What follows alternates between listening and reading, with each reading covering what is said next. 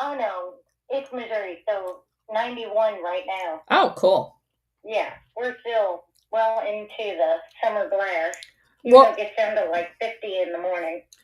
so let me say this up front. We are not going to have a show tomorrow. I'm going to be traveling to Biloxi, Mississippi for Cruising the Coast, the biggest car show in America. And Cool. we will be broadcasting next week from our mobile command post. And I may have to adjust the hours. I'm just saying, because I will be on the road. And my um, most precious, technically cousin, but more like my brother, who was also in the Air Force, is celebrating that following weekend his 50th wedding anniversary to a wonderful woman. And we are going to surprise him. He doesn't listen to my show, so I can say this out loud. We are going to dart up as quickly as we can to Indiana and surprise him for his 50th wedding anniversary. The only person that knows is his daughter. So we will be on the road quite a bit because when we go to Cruising the Coast, my husband likes to drive his car like the entire time we're there. So it's going to be spotty over the next 2 weeks. I'm just going to tell you. That's Um, awesome, though. yes. So I just wanted to put that out there so everybody knows.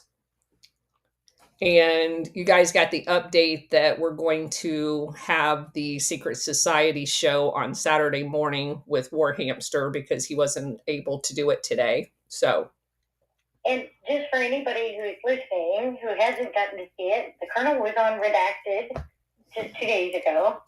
And it was amazing. And it was so great to watch Clayton Morris grabbing his head with both his hands going, oh my God, I can't believe what you're saying. It's amazing. yeah.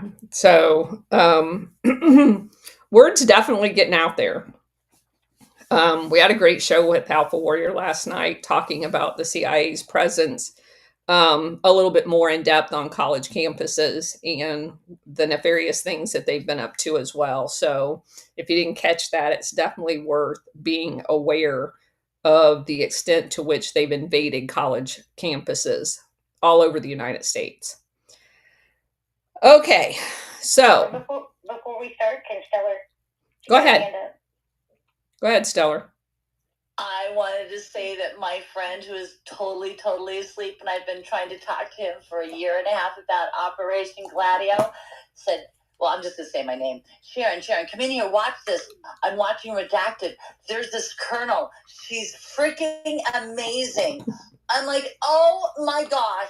A year and a half now I've been talking to you about Colonel Towner, and you wouldn't listen to me. And because she's on Redacted, he is now listening to you. Thank you. Well, that's great news. But I will tell you guys something. Bridget, can other people go and look at my analysis page, or is it just for us? No, it's just her. Okay. They have, since I appeared on Redacted, my numbers, like for that day, yesterday, and today, has taken a nosedive. So just be aware that it comes with a cost. So if you guys go out there and just pick any post of Colonel's, click on her profile, repost several of her posts, reply to some of her posts. It will break the yeah. It'll break the algorithm if a concerted effort is made to do that because you guys have done it before. It's just mind-boggling to me that they're even able to do that. But whatever. It ain't going to stop us, and it's not going to slow us down. All right, let's get into it. We're on chapter 12. It's called This Guy Talks to God. So you remember that we had talked to, well, let's just get into it. When they found Dr. Hugo Spadafora,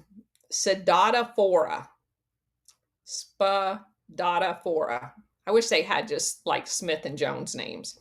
In September 1985, they found everything but his head. The rest of him had been tied up for the in a U.S. mail sack and dumped under a bridge at the border of Costa Rica and Panama. His body bore evidence of unimaginable tortures. The muscles in his legs had been neatly sliced so that he could not close his legs. And then something had been jammed up his rear end, tearing it apart. His testicles were swollen horribly, a result of prolonged torture. His ribs were broken. And then, while he was still alive, his head had been chopped off with a butcher knife. And other than the head chopping off, this is torture that we have become very much aware of through the research we did in Office of Public Safety. So it is very likely these same types of torture techniques were used on him. The horrors of Hugo Spadafora's death brought thousands of people into the streets in Panama City, where they formed a long human chain of outrage. The dashing young doctor had been a hero to many Panamanians. He was an unusual mix of a warrior and a middle-class professional. When he was murdered, Spadafora had been fighting for the Contras in Nicaragua at the side of his old friend, Idan Pastora. That's the guy the CIA doesn't like. They had fought together in the 1970s against the Somoza dictatorship, with Spadafora leading a brigade of jungle fighters. It was called the Brigada Internacional Simón Bolívar, in support of Pastora's southern forces. After the Sandinistas became too oppressive for Pastora's liking, he joined the CIA and took over the command of the Contra Army in Costa Rica. Hugo Spadafora gave up his medical practice in Panama and, with his wife, moved to Costa Rica to take up arms with Pastora once again, this time against his old Marxist comrades. The Reagan administration's Contra PR machine couldn't have dreamed up a better freedom fighter than Spadafora. The DEA called him reportedly the best-known guerrilla fighter in Central America. He was so popular in Panama that the country's civilian president, Nicolas Barletta, announced an immediate investigation into his murder. It was to be one of Barletta's last official acts. A few weeks later, he was forced to resign by Manuel Noriega, the commander of the country's military, and the promised investigation never occurred. Charged with masterminding Spadafora's murder, Noriega was convicted in absentia by a Panamanian court in 1993. The New York Times, in June of 1986 story that first exposed Noriega as a drug dealer and money launderer, cited Spadafora's murder as an example of why U.S. government officials were growing tired of the tyrant. Now, keep in mind, Noriega had been in bed with the CIA for a very long time. Officials in the Reagan administration and past administrations said in interviews that they had overlooked Noriega's illegal activity because of his cooperation with American intelligence, meaning the CIA.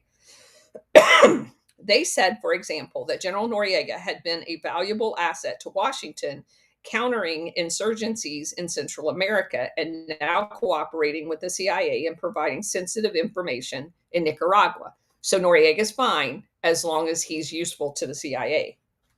But the Times story left unaddressed a rather obvious question. Why would a cunning political strategist like Noriega take the risky step of having the popular Spadafora, Panama's former vice minister of public health, kidnapped by government security men in full view of dozens of witnesses and decapitated?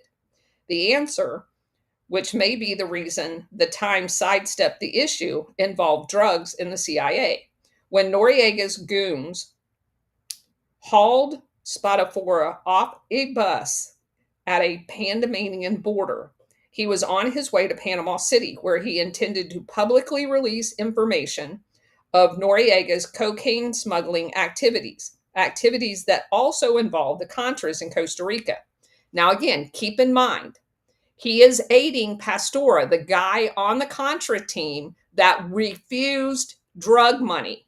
He would not work with the CIA using proceeds from drug trafficking. This guy was his key guerrilla fighter.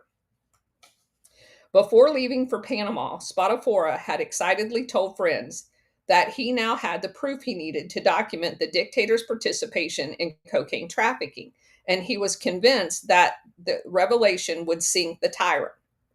In the months before the murder, the doctor had befriended a drug and arms smuggler who once ran Noriega's drug operation, Floyd Carlton Caceres. Carlton, who also served as Noriega's personal pilot, began confiding in Spadafora, sharing intimate details of Noriega's drug trade. Dr. Spadafora was a very honest man, Carlton said. He was an idealist, and he tried to get the best for everyone needing justice. If anyone needed justice right then, it was Floyd Carlton. The smuggler was lying low, trying to avoid a hitman Colombian dealers had sent after him. Carlton had lost $1.8 million in cash the Colombians had entrusted with him to fly to Los Angeles to their banks in Panama City. Since he was too busy to do it himself, he had delegated the task to another pilot. I had to pay that money, Carlton said, which he agreed to do by flying a drug load north for free. But again, he had sent someone else to fly the mission, one of his partners, Teofila Watson. Watson had never returned. He disappeared with the cocaine. Now the Colombians were very mad. They thought I had agreed or made a plan with Mr. Watson to steal the drugs, Carlton said. Carlton suspected that the Costa Rican Contra leader, Sebastian Gonzalez, and his strange M3 Contra group had done Watson in, leading him into an ambush at an airstrip owned by the local CIA man, John Hall. That's the guy the CIA is using in northern Costa Rica. They killed him and then took the airplane of drugs to Mr. Hall's ranch, Carlton testified. The plane was cut up and thrown into the river that ran through Hall's property, and the cocaine was taken to the United States, where it was traded for weapons. The Colombians sent a hired killer by the name of Alberto Aldemar out to find Carlton and the cocaine. Aldemar started by kidnapping Carlton's friends and employees and slapping them around. One of his relatives, Carlton said, was brutally beaten. When the power shovels arrived and began digging up Carlton's ranch, they spent weeks there looking for some type of metal and found nothing. Next, the Colombians kidnapped the daughter of the Contra CIA liaison, John Hall, on whose ranch the theft supposedly had taken place. Hall ransomed the girl back unharmed and blamed it on the communists, i.e. the Sandinistas. After that, Carlton bolted Central America altogether and took refuge in Miami, the U.S. headquarters of his cocaine transportation network. That's where Spadafora found him in hiding. He was trying to unmask Noriega, and he was successful in obtaining truth that would imperil Noriega. That, in large part, was due to Carlton, who had later astonished DEA officials with his photographic recall of Noriega's drug deals. Carlton eventually became the U.S. star witness against the Panama dictator at his trial on drugs. The pilot gave Spadafora the names of other pilots involved and the dates of specific drug flights through Costa Rica. He also implicated Noriega's high school buddy, Gachin Gonzalez, who was then hiding out in Panama from a Costa Rican cocaine indictment. When he was finished, Carlton said, Spadafora announced, I am going to have a bomb explode in Panama. I am going to set it off with all the information that I have. Spadafora hurried back to Costa Rica and began sharing his discoveries with law enforcement and intelligence officials, which was probably his worst mistake. News of Spadafora's visit to DEA office, because remember, they're in bed with the CIA, in San Jose was quickly relayed back to the CIA headquarters in Langley, which was informed that Hugo Spadafora had made quote unquote vague allegations to DEA that Gonzalez, Manuel Noriega, and other Contra leaders were engaged in drug trafficking. The chief of the local DEA office, Robert Neves, met Spadafora twice, and Spadafora had promised that he would provide evidence of drug trafficking by Gonzalez. If Neves needed a way to confirm the doctor's explosive claims, he had just the man to do it. His deep cover informant, none other than Menendez. In addition to Menendez's connection with the Contras, the trafficker was a close friend and trafficking partner of the Contra official that Spadafora was trying to unmask, Gonzalez. Somehow, Menendez's lieutenants got wind that Spadafora was planning, and they began devising a counterattack. During their investigation of Menendez's aide, Horacio Perina, the Costa Rican police taped Gonzalez and Perina's discussing Spadafora's probe and plotting ways to silence him. So they're eavesdropping and listening to them plotting this guy's murder. Costa Rican newspaper obtained copies of the tapes and printed transcripts. One ploy Gonzalez and Perina battled around was paying a witness in one of the provinces between 200 and 300,000 to falsely accuse Spadafora of drug trafficking and exonerate Gonzalez of his pending Costa Rican drug charges. Now he's surrounded because he comes over here. He's finished, Gonzalez said. Yes, Perina replied. If he shows up over there, you'll get him. The district attorney in the Panamanian province where Spadafora was murdered ordered Gonzalez arrested in 1990 for allegedly offering to pay someone to kill the doctor, but no charges were ever filed, and Gonzalez was quickly released. He strenuously denied any involvement in the death, but Spadafora's family remains convinced Gonzalez played a major role. I mean, he's on tape planning it. Though Noriega apparently felt the information Spadafora possessed was important enough to kill him over, DEA official Robert Neves had a different reaction.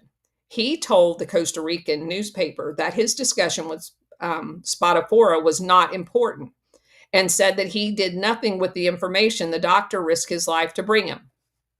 Since Noriega's drug dealing was the official reason the United States invaded Panama 4 years later, Neves' professed inaction is astonishing. But it would not be out of character for the DEA at the time.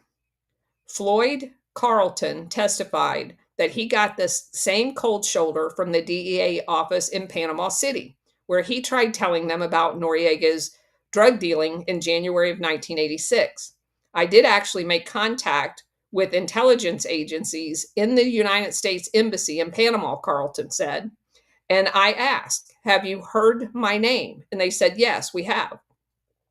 And so I said, on different occasions, I have sent people to speak to you so that you would interview me. But you have always told them that you have nothing to talk to me about. And the fact is that I believe that I can go before the American judicial system and speak about a lot of things that are happening in this country, and I can even prove them. So they ask, such as what? So I told them money laundering, drugs, weapons, corruption, and assassinations. When I mentioned the name of General Noriega, they immediately became upset. Carlton said the DEA agents, quote, did not try to contact me again. And the only thing that I asked was for protection for myself and my family. And at that time, I had no problems with the American justice system, unquote. Judging from the DEA's response to a Freedom of Information request, Neves took a similar incurious stance when his informant turned up with his head missing. Apparently, none of the DEA Costa Rican agents ever looked into the doctor's gruesome death. All the agency had on Spatafora, it claimed, was a couple of paragraphs taken from Panamanian newspaper stories written a year after the murder. So they recorded none of the information, or they recorded it and destroyed it. The CIA's reaction was even more bizarre. Its Costa Rican station chief, Joe Fernandez, helped Noriega plant false media reports about who actually killed Spatafora. Jose Blanton, then Noriega's consul general in New York, told Congress that he and Noriega discussed Spatafora's murder a few weeks after the body was found, during a long flight home from New York aboard the dictator's plane. Noriega, who'd been in France when Spatafora was killed, wanted an update on how the public was reacting to the killing, the diplomat said.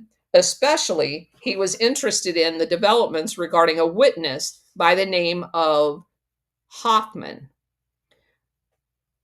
It was a witness of German origin who appeared on Panamanian television saying that he knew who had killed Spatafora and publicly said that Spatafora had been killed by the leftist guerrillas of San Salvador. The German Manfred Hoffman was a witness who was created by Noriega, and he was obtained through the CIA operating in Costa Rica. Blanton testified to this. He is a specialist in electronics, and he worked for the CIA. Blanton describes the episode as an absurd farce. He said that he told Noriega that nobody would believe the story. A month after Spatafora's killing, Noriega's men contacted the CIA and asked for help in defusing an effort by family members of the slain rebel to implicate Noriega in drug trafficking. The CIA cable discussed putting Gonzalez on a popular morning radio show to discredit Spatafora's brother, who was trying to obtain Costa Rican documents implicating the Contra commander as a drug dealer. According to a handwritten note on the CIA cable, Brother Winston was barking up the right tree. Quote, "If the truth be told, we had reason to believe that Gonzalez had been involved in drugs for about a year and a half ago, for as long as a year and a half ago," unquote. That was a handwritten note on the CIA cable. Actually, it was longer than that. A CIA contract agent had first reported on Gonzalez's drug dealings as far back as October 1983, after Spatafora had informed him that Noriega was smuggling drugs with the Contras and that Gonzalez was involved. The agent said his CIA supervisor simply replied that CIA had heard some rumors of drug trafficking and involvement with the Contras. Some rumors. They're actually doing it, but it's rumors. Unfortunately for Spatafora's family, the good doctor had the bad luck of being murdered at a potentially inconvenient time. It was in no one's interest right then, Noriega's or the U.S. government, to delve too deeply into the crime for fear that it would expose the apparent complicity of two CIA assets, both Noriega and Gonzalez, in the murder of someone trying to expose that very drug trafficking. At that point, the Reagan administration was smuggling up to Noriega as it had never done before, frantically searching for ways around the 1984 congressional ban on CIA supporting the Contras. For months, a steady stream of high-ranking visitors from Washington had been paying calls on Noriega, reminding him of how much the U.S. needed him. In June of 1985, aboard a yacht anchored in the Pacific port of Balboa, North and Noriega struck an important bargain, said Jose Blanton, who attended the meeting. Colonel North was interested in gaining Panama support for the Contras, and he particularly requested training assistants in bases located in Panama. Blanton told Congress this in 1988.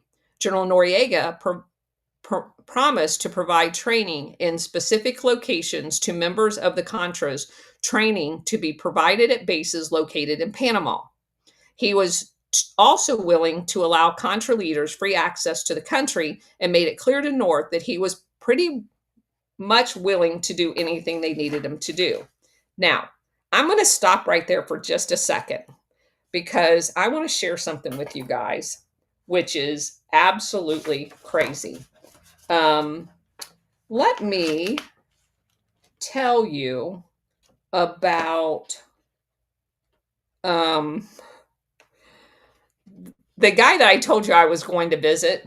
I was talking to him on the phone the other day, and my cousin up in Indiana.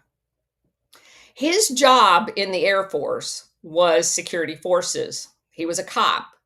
Primarily, his assignments was guarding nuclear facilities. He was assigned to Hickam Air Force Base in Hawaii. And he was telling me a completely unrelated story about how he had submitted the paperwork for a particular badge awarded. It's called Brave Defender Patch. When you participate in, I forget if he said 3 or 4 joint programs as an Air Force cop, you can apply to be given the Brave Defender Patch to wear on your uniform. He and several of his fellow cop mates in the squadron was tasked to provide security for the perimeter of a joint exercise that would have qualified as one of these Brave Defender submissions. And you're never going to believe. So, cops talk to each other. The exercise that they were defending the perimeter of was a special forces joint deployment to practice taking over a ship that had Noriega on it. Now, it just so happens that that exercise was slightly after the story I just told you. Okay, so Noriega is very well known for taking his yacht out, and it was called Operation Venom Strike. Well, when he got his Brave Defender Patch application back, it was denied because they said there was no existence of Operation Venom Strike, even though he had personally participated in it.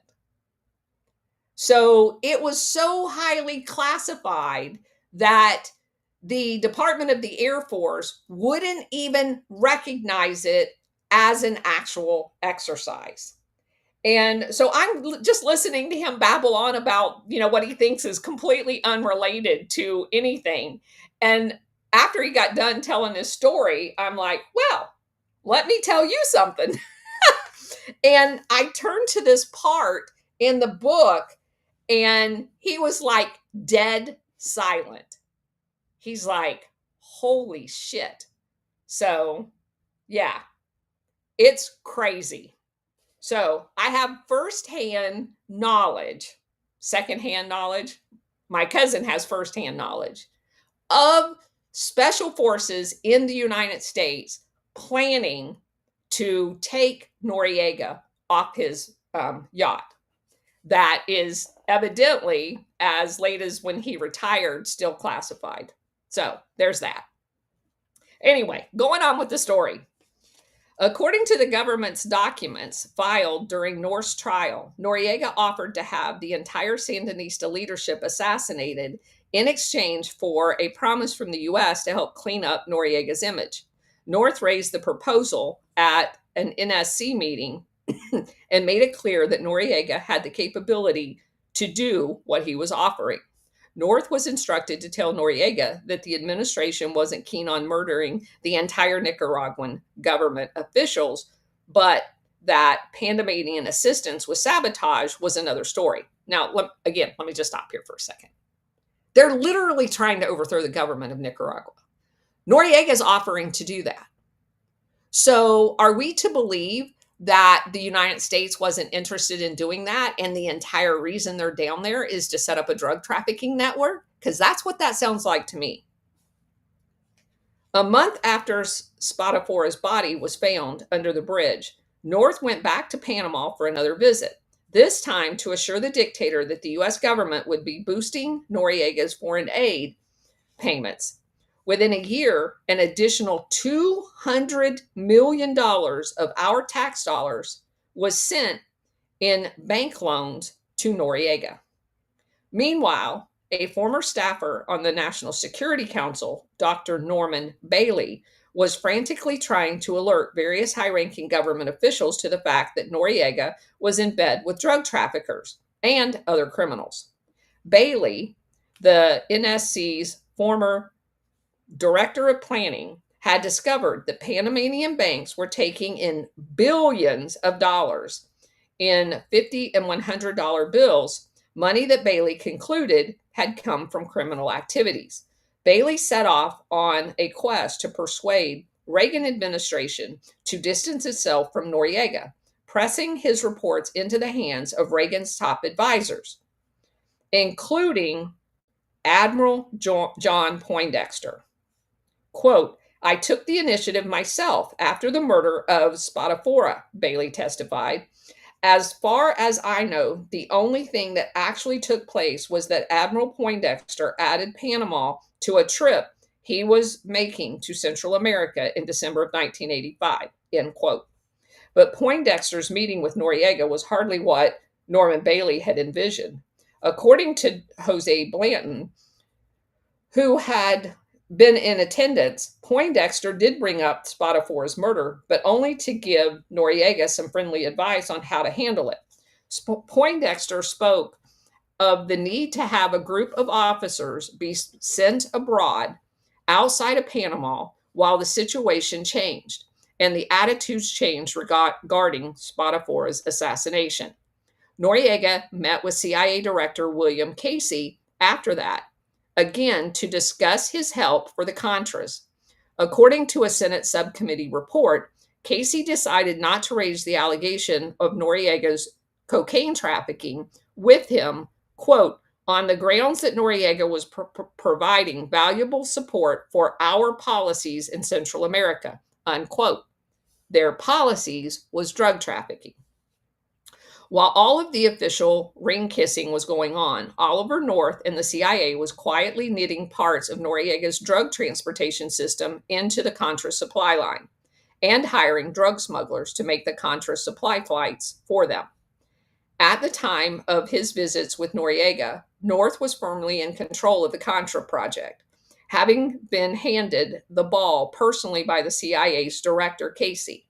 Far from having the dopey, gap-toothed zealot portrayed by the Reagan administration and the press, North was one of the most powerful men in Washington. The spring of 1985, he was on top and testified at Alan Fires, the CIA's Central American Task Force chief and North liaison at Langley. He was the top player in the NSC as well. There was no doubt that he was the driving force behind the process.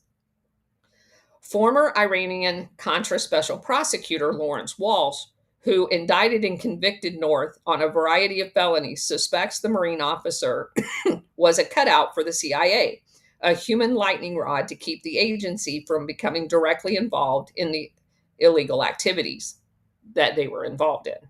The CIA had continued as the agency overseeing the U.S. undercover activities in support of the Contras after the Bolin Amendments were enacted. Walsh wrote in his memoirs, The CIA's strategy determined what North would and would not do. So he's just a CIA cutout. North had access to the nation's deepest secrets, subjects so highly classified, even top CIA officials didn't know about all of them. He told me in 1985 that there was 2 squadrons of stealth bombers operational in Arizona, and I just thought he was crazy, Fires testified. It was one of the greatest secrets the government had, and then all of a sudden, we in fact ended up having 2 squadrons of stealth bombers operational. And there were many other instances when he told me things that I thought was totally crazy that turned out to be absolutely true. One of the many surprises North had for Fires was the fact that he had received specialized training, usually reserved for only CIA officers. During one late night conversation about the Contra supply operations in Costa Rica, Fires testified North blurted out that he had put together the whole cascade of cover companies. Just quote, just like they taught us at the CIA clandestine training site, unquote. And I thought that was pretty interesting because I went there and I didn't learn how to do any of that stuff. And I also didn't know that Ollie North had gone down to the training site. Savvy bureaucrats in Washington knew North was not someone to be taken lightly. Fires called him a power figure in the government, a force to be reckoned with. When he asked for something, people jumped. When he gave orders, they followed. Ollie North had the ability to work down in my chain of command and to cause it to override me if and when I didn't do something. That's what Fires said. And I would like to add, subsequently, I saw that happen in other ways, in other places, with other agencies. Fires' boss at the CIA was Claire George. And he echoed, I suffer from the bureaucrat's disease, that when people call me and say, I am calling from the White House for the National Security Council on behalf of the National Security Advisor, I'm inclined to snap too. CIA Costa Rica Station Chief Joseph Fernandez was more blunt. Quote, to a GS-15, this guy talks to God, right? Unquote. Fernandez said of North during a secret congressional hearing in 1987. Quote, obviously, I knew where he worked in the executive office building. He got tremendous access. I mean, North is not some ordinary American citizen that is suddenly in this position. This is a man who had dealings with, obviously, the director of the CIA. You know, he deals with my division chief, unquote. North was telling U.S. ambassadors what to do. In 1985, before taking his new job as ambassador to Costa Rica, Louis Tams said North sat him down and gave him his marching orders. Colonel North asked me to go down and open up the Southern Front, Tams said. We would encourage the freedom fighters to fight, and the war was in Nicaragua. The war was not in Costa Rica, and so that is what I understood my instructions to be.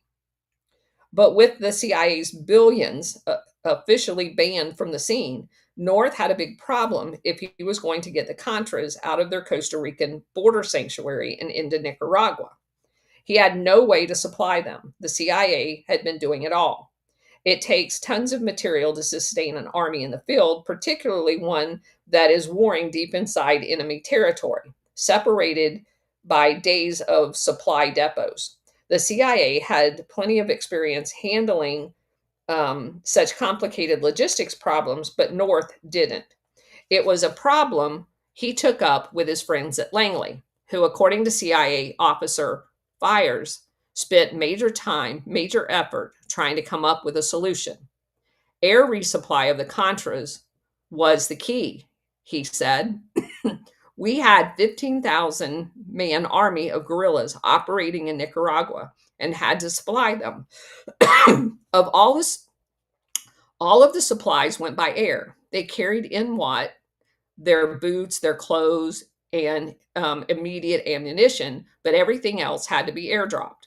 One of the vehicles North selected to handle that chore was a new unit set up inside the State Department called Nicaraguan Humanitarian Assistance Office. The office was officially created in the middle of 1985 to oversee deliveries of $27 million in quote unquote humanitarian aid that Congress agreed to give to the Contras.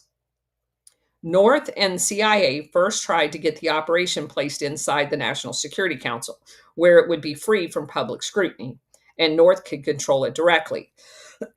But that failed. Instead, Byers said, North simply just hijacked it from the State Department. In 1985, and again, this is like pretending the State Department's not part of the CIA, but whatever. We'll go along with it. In 1985, he pressured the newly created organization to hire one of his aides as a consultant. It was a tall former LA prep school counselor named Robert Owen, a Stanford grad and one-time advertising executive. Dang, that sounds like Lansdale. Owen idolized North. Since 1984, he had been, in his own words, North's trusted courier in Central America, zigzagging through the war zone for Ollie, listening to concerns of the Contras. Owen's work had drawn rave reviews from the CIA contacts. That man has all the attributes that we want in our officers, Fernandez said. They were so impressed with Mr. Owen that he was being considered as a possible applicant for the clandestine service. He probably was. Owen, in 1989, court testimony admitted that there was a possibility that I might have gone with the CIA on contract. Yeah, just a possibility. But because Owen was a private citizen, Fernandez said he couldn't legally send him out on intelligence gathering missions.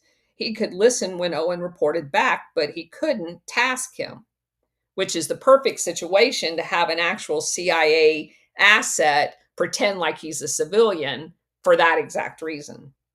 But that all changed once Owen began working at the Nicaraguan Humanitarian Office, which probably explains North's insistence that he be hired. When he did that, then we did have a much more operational relationship, Hernandez confirmed, because then he was a government employee. I asked him to find out things. The director was Robert Duemling, Duemling, and his aides couldn't figure out why they needed to have Rob Owen around, and initially they rebuffed the suggestion. I certainly didn't see a necessity for a middleman, but North kept pushing. Duemling said North had Contra leaders write letters demanding Owen's hire. He lobbied Duemling's superior at the State Department, Assistant Secretary Elliot Abrams, a fervent Contra supporter. After one stormy meeting with North and Abrams, Duemling said, Elliot Abrams turned to me and said, well, Bob, I suppose you probably ought to hire Owen. In bureaucratic terms, that meant I was hiring him. Owen was giving a $50,000 contract as a quote-unquote facilitator, a job that mystified Duemling's aide, Chris Arcos. Arcos testified that no one was sure what, in fact, Rob Owens could do or bring to the office. He didn't have much Spanish. He didn't have an expertise in medical or anything like that because it was never a humanitarian effort. Hello. The minutes from a November 1985 meeting show that for some reason, Abrams and North was extremely concerned about the fallout if someone discovered Owen's involvement in the office, and they began working on a cover story to explain his presence there in case it leaked. Abrams and North agreed that Owen will be expendable if it becomes a political liability. The minutes state, if that happened, Congress would be told that he was an experiment that hadn't worked out. Oh my gosh. Rob Owen's mission was to serve as the CIA's unofficial liaison to drug traffickers and other undesirables who were helping the Contras in Costa Rica. people who were too dirty for the CIA to deal with directly. He was going to be a cutout. He probably had the most extensive network of contacts among resistant leaders, the CIA station chief said, including people with whom we did not want to have contact. The untouchables Fernandez was referring to were the Cuban anti-communists in Costa Rica. The Cubans, like the CIA guys in the Cuban exile community, like Brigade 2506, those Cubans. It was a rough mix of mercenaries, bombers, assassins, and drug dealers recruited from Miami's station and given to Chamorro and CIA agent Ernesto Cruce. Fernandez testified that he testified that they were leery of these people because Bob Owen had an entree with them. And now, thanks to his humanitarian office job at the State Department, he had official entree because he was now basically an operational CIA asset. And he gave him the authority to be directly over the drug traffickers that Fernandez and the CIA couldn't be seen with because of congressional oversight. He was assigned to monitor the contract with Costa Rican shrimp company called, I'm not even going to try to pronounce it, a Spanish name, but it's a shrimp company. And remember that we've discovered in all of the other research that we've done that the shrimp companies in Latin America was critical for contraband coming into the United States. This consisted of a small fleet of fishing boats based in the Pacific Coast village of Puntarenas. And as an import company in Miami, Ocean Hunter, which brought these ships into the United States. In reality, however, it was a firm owned and operated by Cuban American drug traffickers, meaning Ocean Hunters and the shrimp company. The conclusion was based partly on congressional testimony of former Medellin cartel accountant Ramon Milian Rodriguez, a Cuban American who was the cartel's money laundering wizard until his arrest in Miami in 1983, when he and $5 million in cash were taken off a Learjet bound for Panama. The shrimp company, he testified, was one of the interlocking chain of companies he'd created to launder all of the cash that was pouring into the cartel's coffers from the worldwide cocaine sales. Drug money would go into one company and come out of another through a series of intercompany transactions, clean and ready to go in a bank.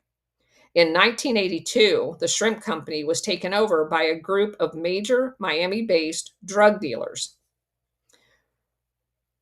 Quote, were payments or arrangements made by which the Contras would receive money through the shrimp company, unquote. This was asked by John Kerry during a hearing in 1987. Yes, sir, the accountant said. You arranged that? I, through my intermediaries, made it possible. Was any of the money that you provided the shrimp company traceable to drugs or drug-related transactions, Kerry asked. No, sir. Why was that? Because we were experts at what we do.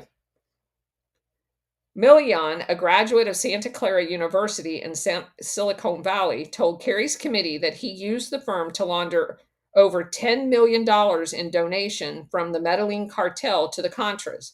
A donation, he said, was arranged by and paid for by a former CIA agent, and you're never going to guess who that is, Felix Rodriguez. Yes, the infamous Felix Rodriguez. Money laundering, drug money. Holy crap. During the drug trafficking trial of Manuel Noriega, several years later, one of the government's star witnesses, former Medellin cartel transportation boss Carlos Lader, confirmed under oath that the cartel had given the Contras $10 million, just as Milian had testified, later said he arranged the donation himself. Contra leader Calero has always denied the Contras received that money. But Calero is hardly a credible source when it comes to Contra fundraising. He denied for many years that the Contras ever got any money from the CIA or worked with Oliver North, which we know all was lies. The FBI first picked up word of the shrimp company involvement with drugs in September 1984 while the CIA was still running the Contra program. An investigation of a 1983 bombing of a Miami bank had led police and FBI agents into the murky underworld of Miami's Cuban anti-communist group who were suspected of blowing up the bank. Miami police questioned the president of the Cuban League, Jose Coton, who told them what he knew of the bombing and then unloaded some unexpected information about Contras and drugs, naming a host of Cuban CIA operatives and Bay of Pig veterans he said were working for the Contras in Costa Rica.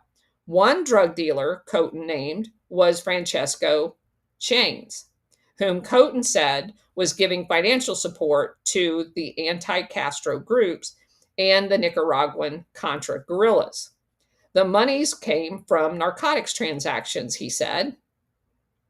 He identified Chains as one of the owners of Ocean Hunter, the receptive company in Miami for the shrimp company in Costa Rica.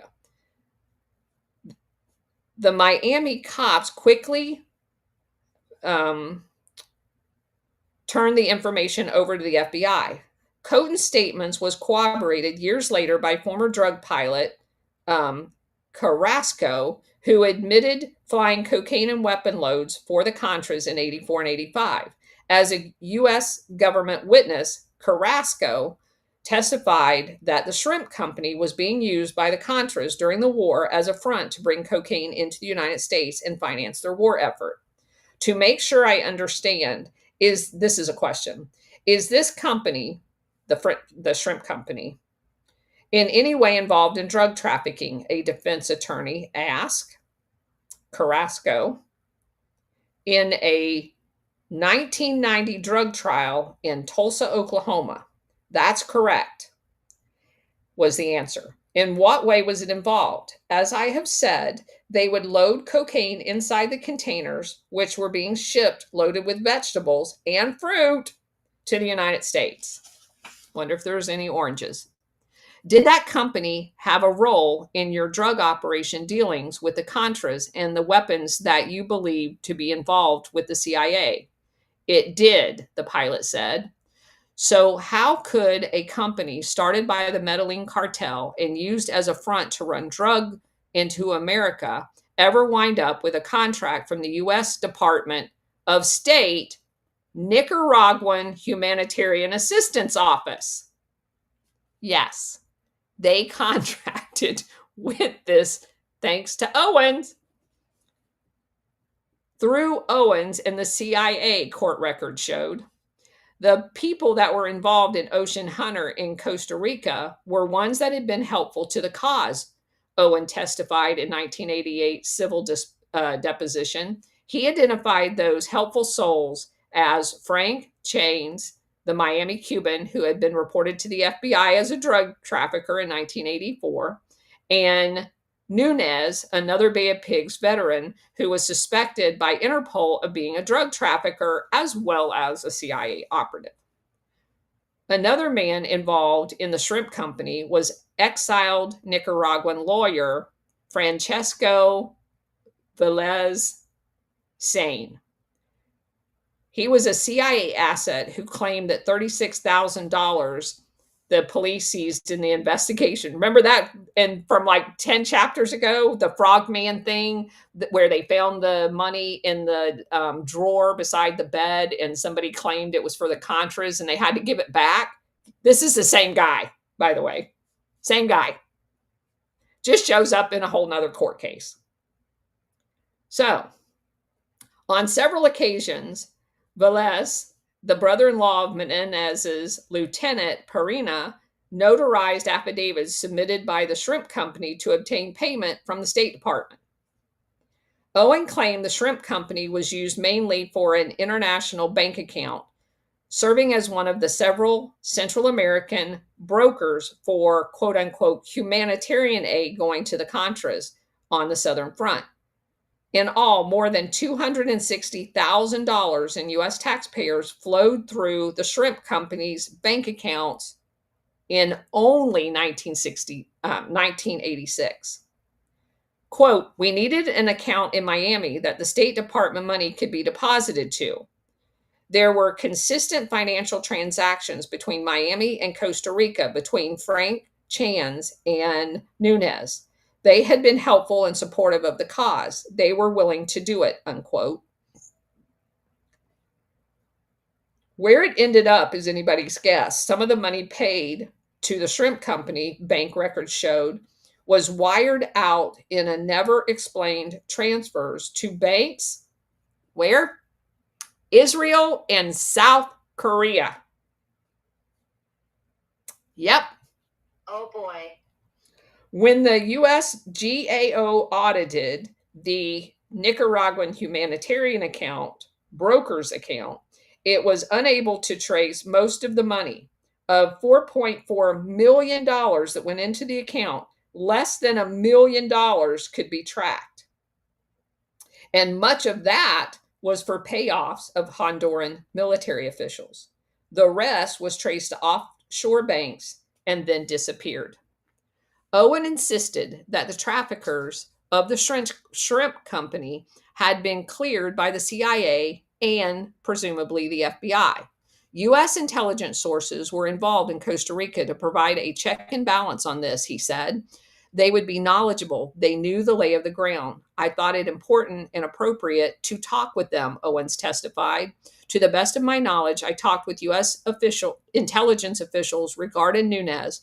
I believe I would have been asked by Frank Chains as well. In addition, Owens said their names were given to the Nicaraguan humanitarian office at the State Department, and it was my understanding that any account that State Department office provided funds to was cleared by the FBI. The FBI was informed who was being used as a banker.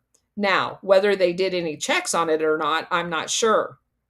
The director of the Nicaraguan humanitarian testified that the FBI never answered his letters of inquiry. So it is fair to say then that you were the one that suggested these gentlemen be utilized. No one was asked during a deposition. It is fair to say, in consultation with U.S. intelligence officials, Owen refused to identify them further, other than to say that it was someone who works in the CIA. One reason the CIA gave the shrimp company a clean bill of health may have been because its Costa Rican manager, Nunez, was a CIA agent himself. John Hall, the CIA's Costa Rican liaison for the Contras, confirmed in an interview that Nunez was working with the agency as an intelligence source. And in 1988 UPI story said Nunez was identified as an agency officer by at least 2 other Costa Rican government officials. In addition to distributing State Department money to the Costa Ricas, Nunez was also permitting the shrimp company to be used by Oliver North and the CIA station chief Fernandez as a cover for a secret maritime operation that they were running against the Sandinistas. In February of 1986, one of the Cubans working with North in Costa Rica, a longtime CIA contract agent by the name of Felipe Vidal, devised a plan for a small, professionally managed rebel naval force that would serve as a supply line for the Contras, an intelligence gathering operation, and a transportation unit to infiltrate into Nicaraguan's mainland areas. Fidel recommended using a Costa Rican shrimp company as a front, getting 2 shrimp boats to act as motherships and to gather intelligence. These boats could be acquired by the U.S. government, Vidal wrote, noting that existing connections with high-ranking officials in the DEA would facilitate the purchase of the boats. The cost of these boats, with cooperation from the DEA, could come in as low as $10,000 a boat. CIA records show that Vidal was employed by the shrimp company at the time he proposed this scheme. So, in other words, he's working for the CIA. Vidal's existing connections with a top DEA official was fascinating considering the Cuban shady's background. Vidal criminal history reflects the assortment of assault, robbery, narcotics, and firearm violations. A CIA IG wrote, and included in a 1971 drug conviction and a 1977 arrest for conspiracy to sell marijuana. Former CIA official Alan Byers admits to be aware of his misbehavior and general thuggery, but claims he didn't know the Cuban was a convicted drug trafficker. Bullshit. That's probably the reason why he qualified. The following month, Owen informed North that the first hard intelligence mission inside by boat had taken place and the people are now out. He said 5 small boats were being constructed and a safe house in Costa Rica had been rented on a river which flows into the ocean. Nunez, a Cuban who was in the shrimping business in another area, was fronting the operation, Owen wrote to North. He is willing to have Americans come work for him undercover to advise on the operation. If we can get 2 shrimp boats, Nunez is willing to front a shrimping operation on the Atlantic coast as well. These boats can be used as motherships. I brought this up a while ago, and you agreed and gave me the name of a DEA agent who would help me get the boats. In other words, in early 1986, the DEA was being asked to provide cheap ocean-going vessels to a company started by the Medellin cartel to run drugs and espionage missions for the CIA.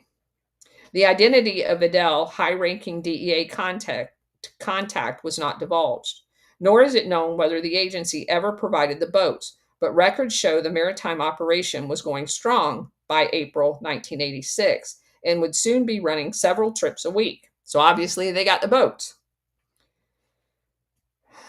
Curiously, the Iran-Contra investigations barely looked at this clandestine operation, which was a clear violation of the Boland Amendment, since, according to Owen, it was directly involving the CIA station chief, Joe Fernandez. Despite his background, Nunez had maintained a close relationship with supposedly anti-drug agencies, both in America and Costa Rica. Nunez got to be known by our authorities as a collaborator of the DEA and other police bodies. This was said in a Costa Rican prosecutor's report in 1989, adding that the Cuban carried credentials from Costa Rican Ministry of Public Safety, Department of Narcotics, provided funds and vehicles for anti-drug units and went out on raids with them, though his effectiveness was somewhat questionable. The report said he blew a 4-month investigation of a Colombian drug ring by making a premature arrest, which, of course, because he works for the CIA, he's going to sabotage everything. Most of the strange activity was occurring with the knowledge and apparent approval of CIA Station Chief Fernando and other CIA agents in Costa Rica. So they basically embedded this guy into the Costa Rican drug operations so they could get advanced warning on raids. That's what that amounts to. Nunez, however, shed light on that question when CIA interrogated him in March of 1987 about allegations that he had been dealing drugs in Costa Rica through a shrimp company. Thanks to a DEA seizure, the CIA already knew that Nunez's partner in the firm was behind a 414-pound cocaine load shipped to Miami in January of 86. Nunez revealed that since 85, he had engaged in a clandestine relationship with the NSC. Nunes refused to elaborate on the nature of these actions, but indicated it was difficult to answer questions relating to the involvement in narcotic trafficking because the specific task he performed was at the direction of the NSC. CIA headquarters ordered an immediate halt to Nunes's questioning.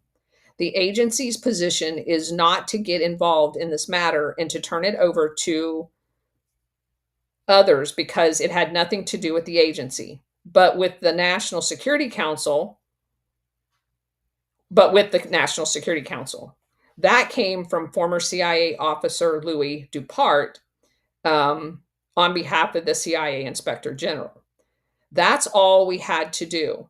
It was someone else's problem. That someone was the Iran-Contra prosecutor, Lawrence Walsh, upon whom every potential allegation of drug trafficking by the Contras was dumped by the CIA and the Reagan administration. Of course, Walsh had neither the time nor the authority to investigate any of it. He just became a convenient excuse to not do anything by anyone involved.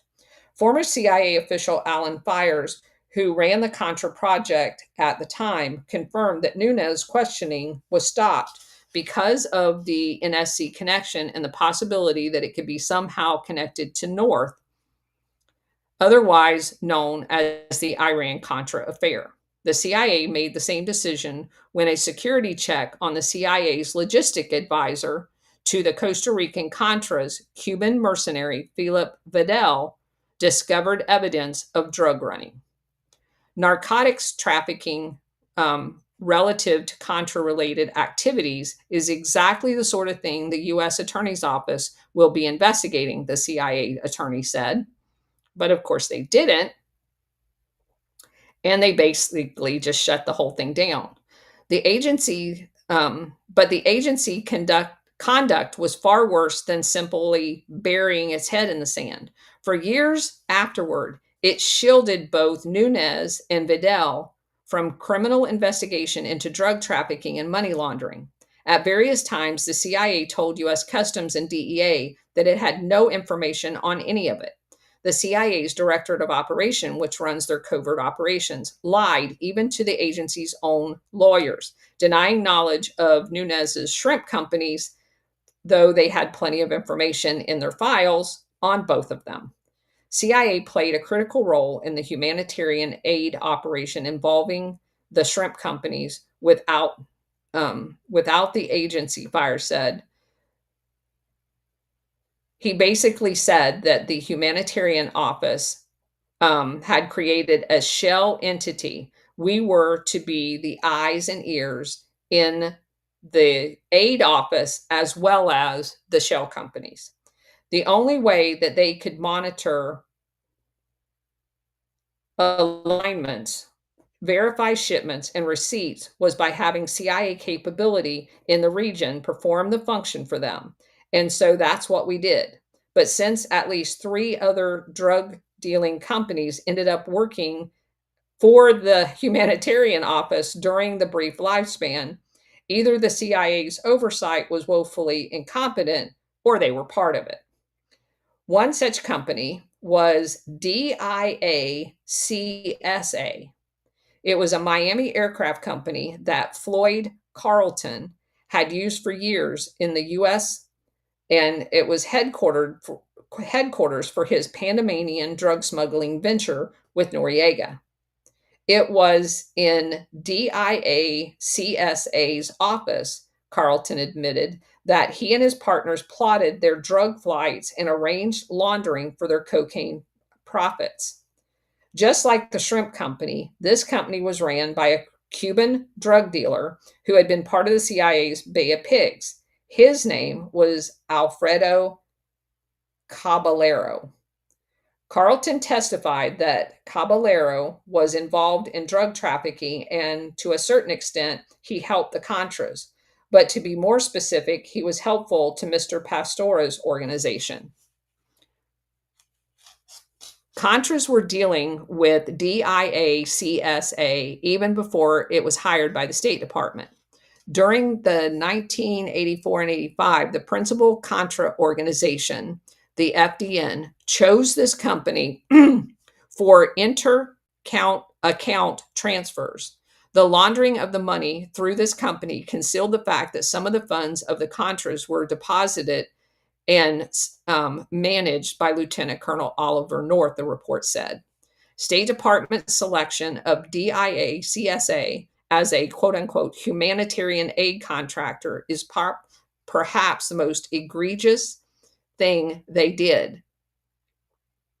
At the time this company got its government contracts, the company had been penetrated by undercover DEA agent Danny Moritz, who was churning out eyewitness reports of Caballero's drug dealing and money laundering.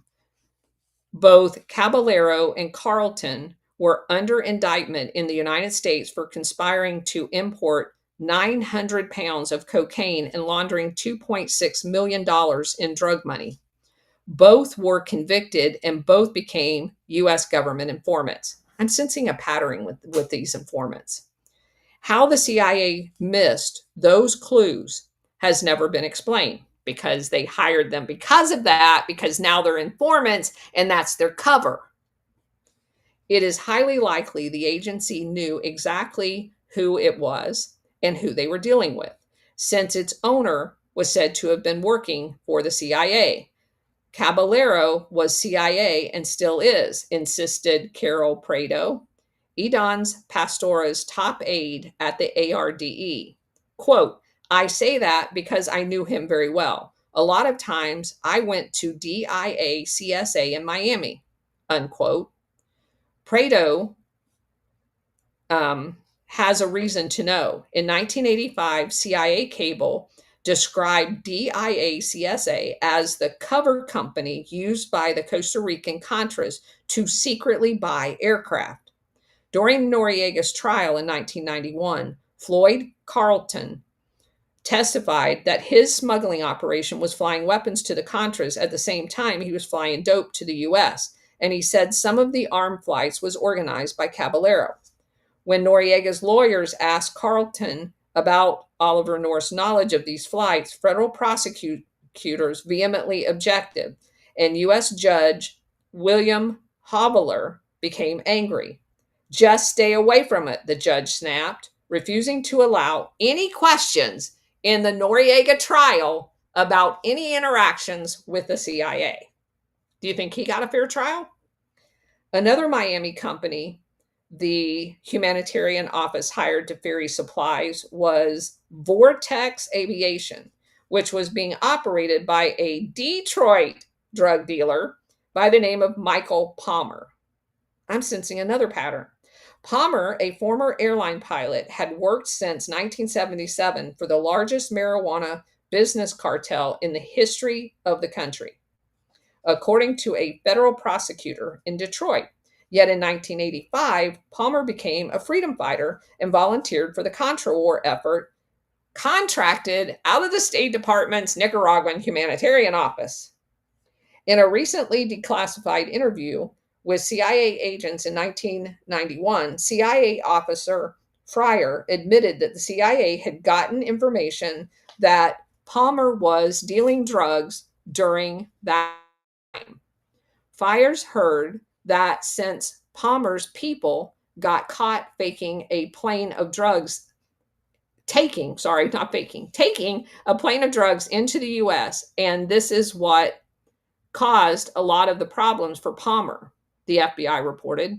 CIA thought that the Northern Contras were clean, but Palmer was its exception. Yeah, they're all dirty. So I'm getting the sense that if you get convicted of drug trafficking in the United States, they just make you an informant and continue to use you. Are y'all getting that same thought? One DC-4 Palmer was using to deliver Contra aid was shot up in February 1986 as it attempted to airdrop over Nicaragua, and it made an emergency landing in San Andreas Island off the coast of Nicaragua, a notorious haven for cocaine traffickers. 4 days later, Owen wrote to North saying, no doubt you know about the DC-4 Foley got was used at one time to run drugs, and part of the crew had criminal records.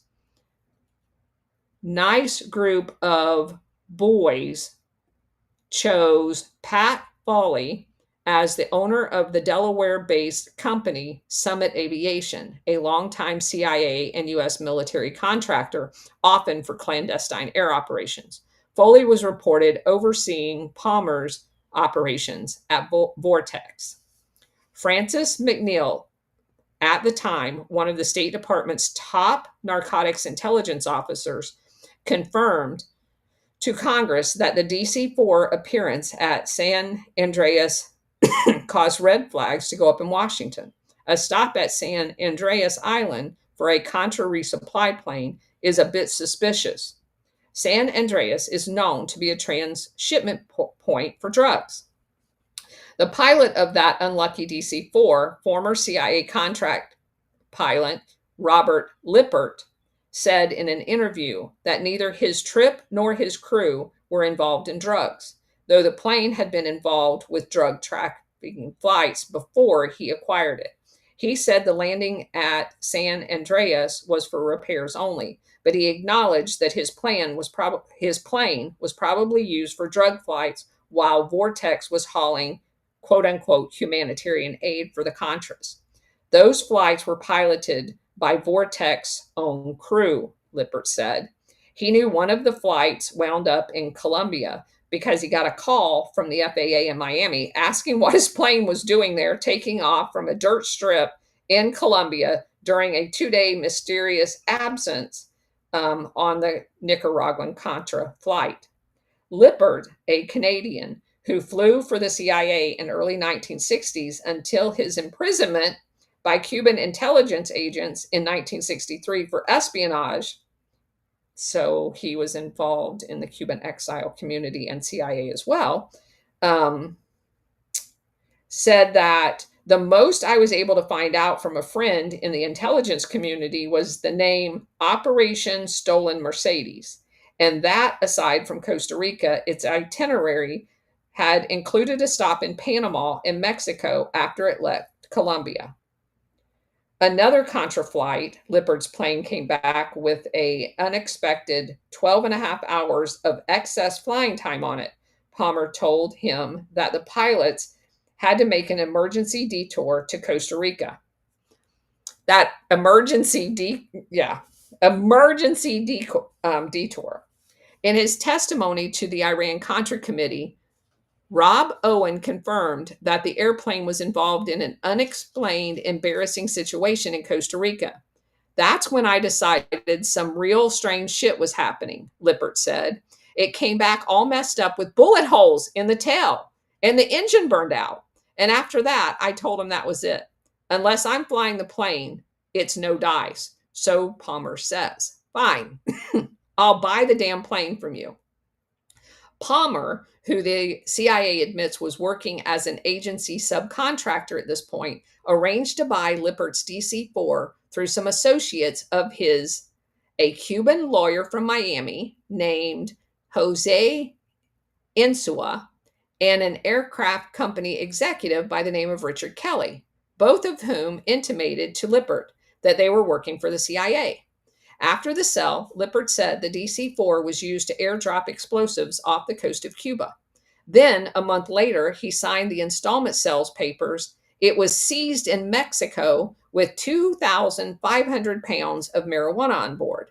A story in the Mexican newspaper quoted the Attorney General of Mexico as saying that the plane was being used by a powerful gang of drug smugglers. Just happens to be the CIA. Known to have been operating for a long time using large aircraft to transport arms southbound and bring back drugs northbound. Lippert never got the plane back, nor was he ever paid for it. The company that issued the letters of credit that guaranteed the purchase of his aircraft was later shut down by the state of Florida, which announced that its owners were drug traffickers and fugitive stock swindlers. Can't we close a bank or even a supposed bank anymore without finding some sort of Contra ties, the bank examiner said, Barry Gladden. he wondered to the Miami Herald reporter in 1987, "What's the world coming to?" One of the DC-4's buyers, Jose Insua, was later exposed as a drug trafficker and DEA informant himself, and was used by the agency in an unsuccessful attempt to snare a former chairman of the Florida Democrat Party in a bribery sting. So they set up the former chairman of the Democrat Party in Florida to dirty him up. During the trial, the government admitted that Insua was involved in the brokering of aircraft for narcotic smugglers approximately 12 different times. As Lippert aptly observed in 1997, Jose Insua, a drug dealer, and said he's hanging around a company, Vortex, with the State Department contractor, Michael Cepedis, and a drug dealer, and he issues 2 letters of credit for planes that are used by the CIA. Mike Palmer, a drug dealer, and he's running an airline for the CIA.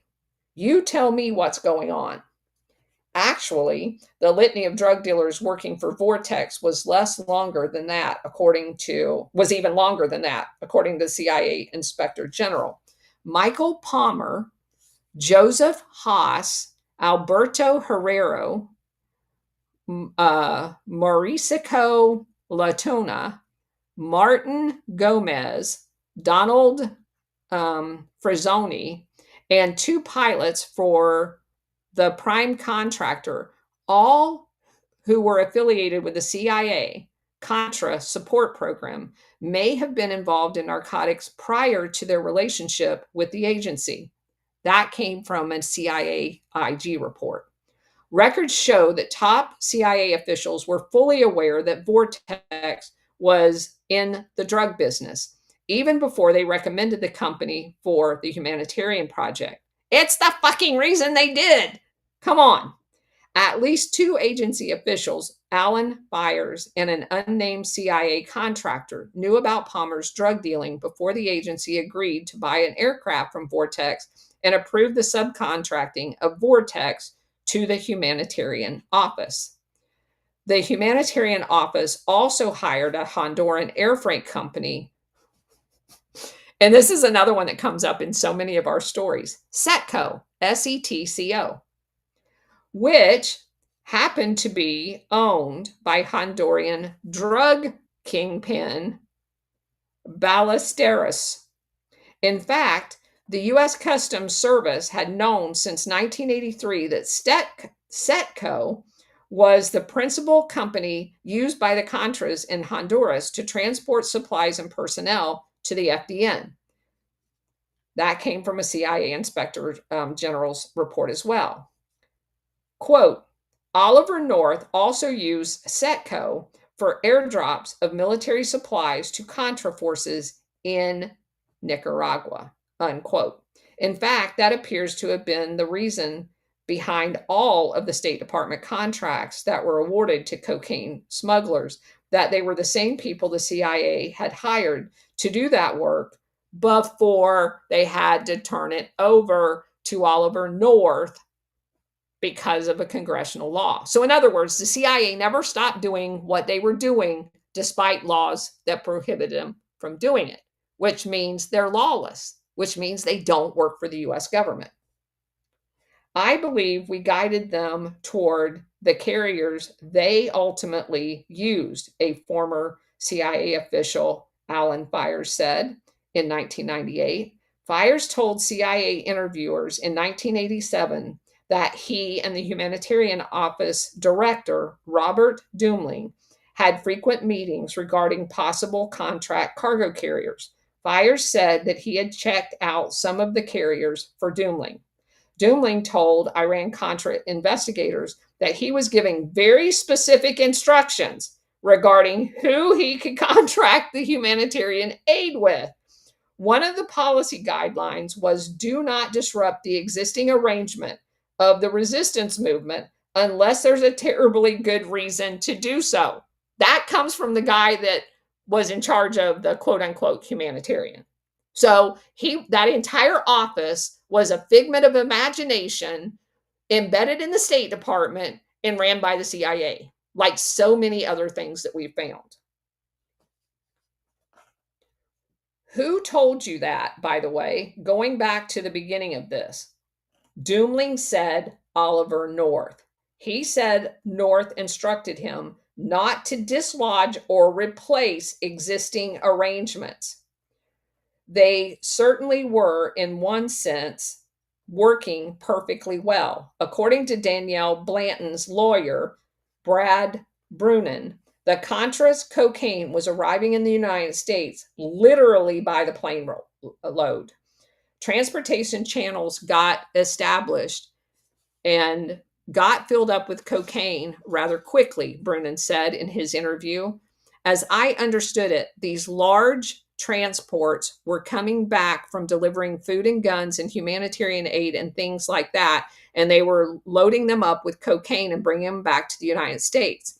I think 1,000 kilo shipments were not unheard of, that scale, because all of a sudden they seem to have unlimited sources of supply. According to former Menendez aide Enrique Miranda, Menendez drug-laden airplanes were flying out of military air bases in El Salvador, the same one that we already had identified and the DEA didn't do anything about it. Like the CIA before him, North had selected that base as his hub of Contra Air Force. His operatives worked there practically unfeathered. And that came from a report written by Lawrence Walsh, the prosecutor. It was at the El Salvador Air Base where the whole mess started to unravel. And that is where we get into the next chapter. But we're going to stop here. So, that's crazy shit. Where'd Bridget go? Oh, they dropped her down again. Go ahead, SR71. Thank you, Colonel, and thank everybody for attending Space Event and on Rumble. We got a big crowd today. Really great to see everyone here. Anyway, you mentioned that the FAA in Miami were the ones that got this information about where that plane had been. Correct. Now, my question is, how often does the FAA really go through and look at any of this stuff? Well, I don't think they do it often, but there are some, just so that you guys know this, there are proverbial like no-go places for U.S. aircraft because of their known drug trafficking activities. Obviously, that should be the entire country of Colombia, but that particular island was one of those designated locations. Like nothing happened on that island except for drug trafficking. So if you have an aircraft that you are following the flight plan on and you see them stop at that location, there are reporting requirements that you're supposed to do. So I don't think it happens very often, but there are some locations that are like that. Like try to land an airplane in North Korea and the FAA not know about it.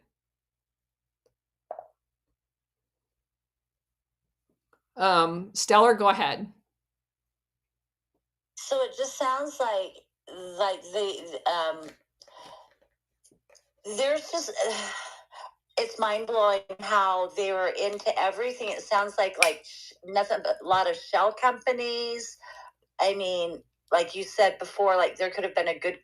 I mean, our U.S. government was part of the whole thing too. I mean, I followed the Oliver North, like the hearings and stuff, because I was an adult by then and stuff. And I had no idea that all of that stuff was going on behind the scenes. And if they were working with the military, you know,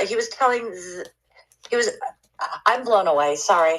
So now think about this, and this is on purpose. I would venture to say that Oliver North was a CIA operative for an extensive part of his military career. And they understand that putting someone in a Marine uniform on the stand in Congress buys them a certain, this is how manipulative they are in their psyops, buys them a certain amount of sympathy from the American people because we love our military. And they will use anything in order to subvert accountability. And so, if you guys remember, there was a whole, they get off on all of these tangents during that trial where they were saying, oh, there was this misspending of this money for a security fence around his house because he was under attack. And the entire trial went down like 50 different avenues, all of which, oh my God, the shredding of the paper. All of that is a kabuki show. As we have learned, every one of these Senate hearings is a kabuki show. And so they have this sympathetic figure up there in his Marine Lieutenant Colonel dress uniform being beat up by all of the politicians, and they want that sympathy card. He was an evil bastard, and that's all there is to it. And he probably still today, because as you guys heard when I was on the Alpha Warrior show, when he said that Oliver North was over in Afghanistan and they had to make an emergency rescue of him. Well, what was we doing in Afghanistan? Drug trafficking. So, don't even get me started on him. Ron, go ahead. I was going to say, it sounds like you're talking about United Fruit Company, and I mean, it's a different decade. Because it's a different decade, but we're talking about the same shit. Go ahead. Oh yeah. I'm actually looking for some, so go to the next person because I want to come back and contribute something a little bit different. Okay, all right. Miss Lou, go ahead. Hey, Colonel, thanks. Listen, some things never change, do they? No. Make the old boss, same as the new boss. Yes. Yes. Don't change a thing. Okay. What I wanted to ask you, my mom worked for Reagan for a little while, and how much and how soon did he know of this that you know of, and in terms of being informed anything by Oliver North? And was he starting his mental decline around then? No, he was not. And he did know about this stuff. I know he knew, but how was he, like from the beginning of the operation? Was he right, you know? Yes, is the answer to that. And let me explain to you how that happens. So in order to, so the president is largely treated like the CIA tries to treat itself. So here's what they do. We just read, the National Security Council is in charge of a lot of the covert operations, which is where Oliver North was. And what they do is every presidency has a different nickname for their little group. Sometimes it was a group of 30, sometimes it was a group of 40, sometimes it was a group of 10. And they all nickname it something. And that group, when it comes to actual covert operations, they meet, and it does not include the president.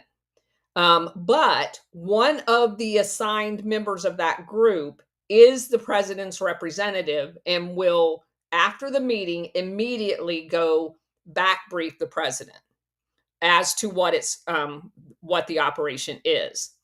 It is that person then that brings back to that group the president's approval. Now, is it who was that person during this time? You don't ever know because all of this stuff is classified. And only in the case of people's memoirs do I know anything about this, because when we were researching Eisenhower and the coup that we orchestrated in Iran and Guatemala, some people had named those, like it was the Committee of 30 or the Committee of 40 or whatever. And you have to read these people's biography in order to get these little pieces. This is not found in any one place. And so I'm presenting to you accumulation of all of the books that I've read. But every president has that body. And there are people that have described, that have been physically present in those meetings, the fact that there's one designated person. Sometimes that person's the VP. Sometimes that person's the Secretary of State. Sometimes that person is like the Chief of Staff of the White House. It varies in administrations. So that designated person goes back because assassinations require an actual finding. Overthrowing a government requires an actual finding signed by the president. So, in order to conduct what was essentially billed as the overthrow of the Nicaraguan government, Reagan would have had to have signed a finding in order for them to do it, to have any involvement at all. Even after the Bullen Amendment, when they had to hand it off serendipitously to the State Department, he had to sign a finding in order for any taxpayer money to be used in that operation. So they all know, but they're not present at the meetings for plausible deniability so they can do what Reagan did. I didn't know any of that. And there's no record of him ever attending the meetings. So he can plausibly deny, which is what the CIA's expert at. That's why they hire all these contractors to do their shit. You can plausibly deny knowing it because there's no actual paper trail that you know it, but he knew it. SR, go. Wow. Thank you, Colonel. Sure. Same old shit. Same old shit. Thank you, Colonel. I was just thinking, this guy who said Oliver North was like a god. And I'm sitting there saying, well, why wouldn't he be? Because he was NSC. I mean, when you're NSC, you practically have to rule the roost with what's going on. But let me kind of say this. As a lieutenant colonel in the NSC, you make coffee. The same thing at the Pentagon. A lieutenant colonel, in reality, if you're not actually CIA, you're making coffee. You are following somebody around of a much higher rank than you are, doing their shit for them. You are not a god as a lieutenant colonel in the military on the NSC staff. I know because I've personally known some of those people, and I've also known the civilian equivalents of them. Now, are they there for their expertise, like in a particular geographical region? Yes. And do they do studies and write papers and host meetings and stuff like that? Yes, they have an actual job. But for all intents and purposes, a person that is truly a lieutenant colonel, and that's the only thing you're doing on the NSC staff, you are not a god. You are there on assignment for a temporary period of time, usually loaned from the Pentagon over there to perform that job. And then they bring you back. So Oliver North was not functioning as a lieutenant colonel in the United States Marine Corps at the NSC, not knowing the shit that he knew. On that, I can agree. And I can almost sit here and say that if that's the case, that loan of Oliver North was never going to come back, provided all of this stayed true. Yeah. Yeah. Jay, go ahead. Hey, what's going on? Good afternoon, Colonel. Thank you so much for hosting this space and trying to raise awareness about who's actually dealing a lot of the drugs, in this country right now. Because unfortunately, there's still a lot of people out there who think that, and I know this may be an unpopular opinion on this panel, who think that Trump is against the deep state, but I would argue, his classification of quote-unquote drug cartels as terrorist organizations kind of proves that, he's going along with the plan when you consider his first target is actually Venezuela, and not, places where we have a lot more evidence of drug cartels actually being prominent. And if he actually wanted to stop the drug trade, it does kind of feel like a more effective way to do that would be to arrest people who were involved in the drug trade and flip them, not just bomb them and assassinate everybody who you say is part of the drug trade. So it doesn't really feel like Trump is actually trying to stop the drug trade. It just feels like he wants to overthrow another country for oil, which would be Venezuela, which has the largest proven reserves of oil in the world. So, you know, I really So, hope Jay, yeah, can I ask you a question? Can I ask Sure. you a question? Sure. Has any other president ever designated anything to do with drugs in a literal sense? Not the war on drugs, not that nefarious bullshit stuff where they don't actually do anything about it?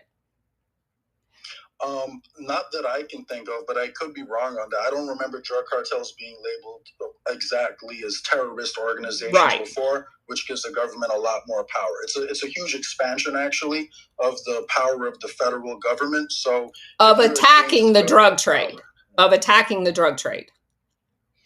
No, I would say if you want to attack the drug trade, the way to do that would be to conduct an actual investigation and not just bomb people who you say are part of the drug trade, which seems to be Trump's strategy. So you're assuming there's been no investigation, but you don't know that. Well, they haven't presented any evidence, so it kind of feels like, you know, they're just telling us to accept what they're saying, and they're not providing any evidence for their actions. And every other, you know, time drug, you know, people have been brought down, it's usually happened by doing drug busts and actually arresting people and getting them to flip. Right. And yeah, if you look at the deep state, I mean, Trump's connections to the deep state are pretty. Go back a long time. Jay, we're not talking about his connections to the deep state. We're talking about drug trafficking. So your assertion is that all of the largest drug busts in the history of the country that has occurred in the last 6 months is not an indication that they're tracking the drug trade. And it's hold on, let me finish. And it's your assertion that one of the talking points that is being used right now is the amount of individual drug busts in the United States has declined when we are cutting them off at the ports. So that by necessity means that the amount of drugs getting to the interior of the United States is significantly less if you're making much more aggressive drug busts at the ports. So the end result is there's more drugs off the streets of the United States by busting them at the ports. Yeah, I mean, while Obama was president, they set record drug busts at the time as they were working with the Sinaloa cartel. So what the U.S. government usually does is it picks winners and losers in the drug trade. So it may seem like we're you know, getting bigger drug busts, but all the evidence seems to point towards, you know, nothing really changing because, you know, the cartels in Mexico, to the best of my knowledge, do seem to be the largest source of drugs coming into the country. They are not. Colombia is. Okay, well, either way, that's not Venezuela, and I haven't heard Trump designate, you know, any Colombian organizations as being tied to the drug trade. He's Colombia as an excuse. Trump. Oil in Venezuela. Okay, hold on. Trump just removed the certification of Colombia as failing the requirement to combat drugs in Colombia. He just removed that. There's a certain amount of aid that goes to different countries in the. Was that before or after the Colombian president criticized Israel? Does it matter? We're talking about drugs. I think it does because if the reason they're doing it is because that, you know, president is criticizing Israel, then it would show you that it's not a genuine effort to tackle the drug trade. And it's. But you have to look at everything. You can't. You're talking about particular things and not looking at the overall operation. There's 3 phases to basically identifying a country as a narco state. The first one is to remove their certification. The second one is to remove aid. And the third one is that designation. And he took step 1. 98% of the cocaine that arrived in America last year came from Colombia. So he is addressing that. And he is making huge busts at the port. So he is addressing the drugs coming into America. So yeah, but I was going to say, you do know that they set record drug busts, just like you're describing under Obama, as they were working with the Sinaloa cartel, right? Like, you're aware of that? these drug busts are far surpass those drug busts.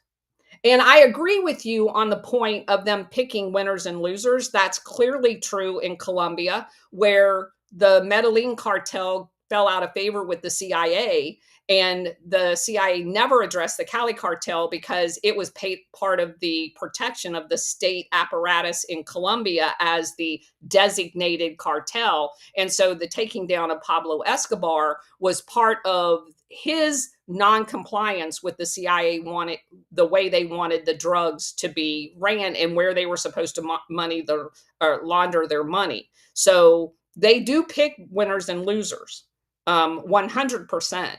But I don't think you can look at the last 6 months of what is going on with the drug trade in America and not say that there's at least an earnest effort to reduce the amount of drugs coming into the United States. Yeah, I mean, personally, I don't consider it any different from what Obama did. They're getting some big busts, but until I see, like at the numbers at the end of the year, and if the numbers at the end of the year say less overall drugs were sold in the country, then maybe I'll be a little bit more convinced. But just based off the past record and Trump's, lack of, efforts and actually calling out the deep state involvement in the drug trade, I just don't see it, as a serious effort. Because if Trump's whole thing is being against the deep state, and there's an easy layup of pointing out that the deep state is involved in the drug trade, and he's not addressing that, it seems like, he's not courageous enough to call out the actual problem. Okay. My opinion. All right. Health, go ahead. Health? Hey. My bad. I'm out here walking. Going with my German Shepherd. How you doing, man? I love your space. All you do is give us that knowledge that we need. And just wanted to shout you out. I had to come up, especially when I just heard what I just heard. It's like, I don't understand some people. They talk, sound like they're reading off the script. Just say you don't like Trump. Just do that. Everything is against Trump. I don't like Trump. Bro, I'm not talking to you, bro. Shut up. I ain't interrupt you. I hate clowns. Like, clowns on this app, you can tell they not like this in real life. You see what I'm saying? And then, Colonel, what I like is the fact that you pointing out this drug thing. Because people like me from the hood, we understand. Like, I understand. People like that, you can tell they never even seen a kilo. They don't know what it look like. The rubber seal, the stamps on it. They don't know what to do with your neighborhood. So you can understand that Trump was doing something because the prices is different. When Biden was in office, everybody was on. The prices was cheap. Right now, it's tight in the hood. You can't even get there. You can't even get the drugs like you used to. So Trump is doing a great job. I'm applauding him. So people like that get on this app, you can just tell it's just an operation or something they doing, and they fooling people who don't have a strong mind. But people like me, I know, and I'm going to keep telling people and letting them understand that Trump doing his thing, and I'm riding with it. So I don't care what all these people get on this app and say, they're not fooling me. You do a great job, Colonel, and I appreciate you. Thank you. Thank you. I'll land with that. Thank you. Ron, go ahead.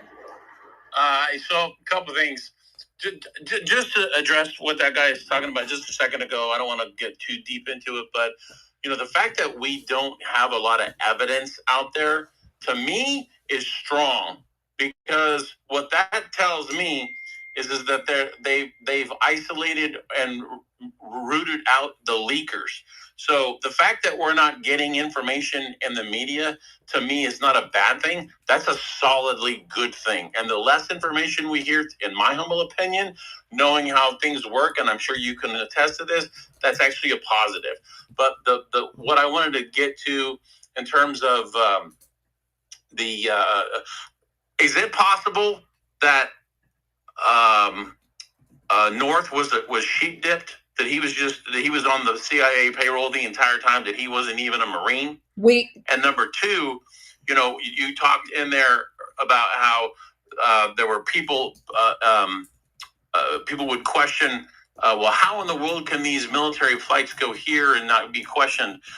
If you read Prouty's Secret Team, he talks in there very specifically about how what they would do to place certain individuals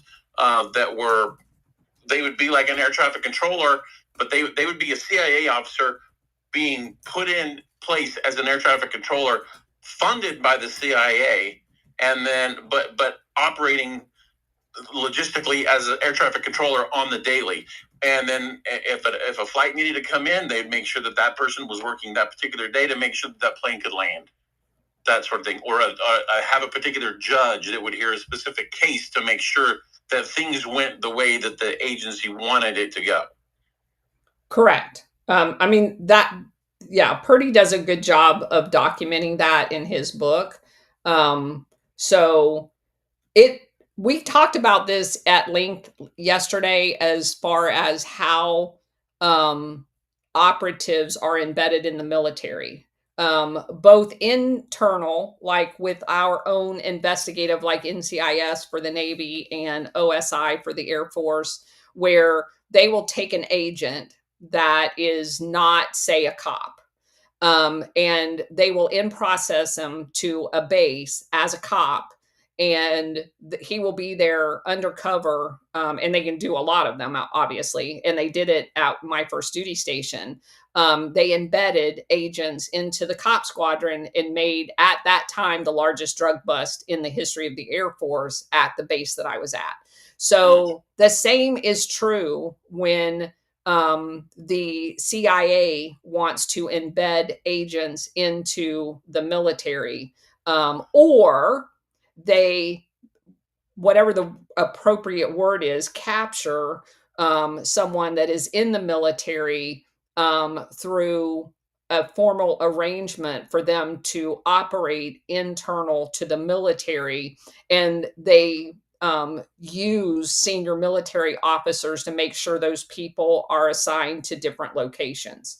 Right. Well, when you talk about Oliver North, and it just makes me think of Lansdale. That's what I think of. And and I know I addressed this one time, and I'll make it quick, but I remember watching the Eyes Wide Open guy on YouTube who does a pretty good job of stuff, and he put forth the concept that the Bay of Pigs was a deliberate failure on the CIA's part to put pressure onto the new president, whether it was going to be Nixon or Kennedy, to take pressure off of them, and I tend to think that the whole Cuba operation, that Cuba is essentially working in concert with the CIA, and you're probably going to say, oh, where have you been to the party? So anyway, but I thought that for a long time. I'm just verbalizing it right now. Yeah.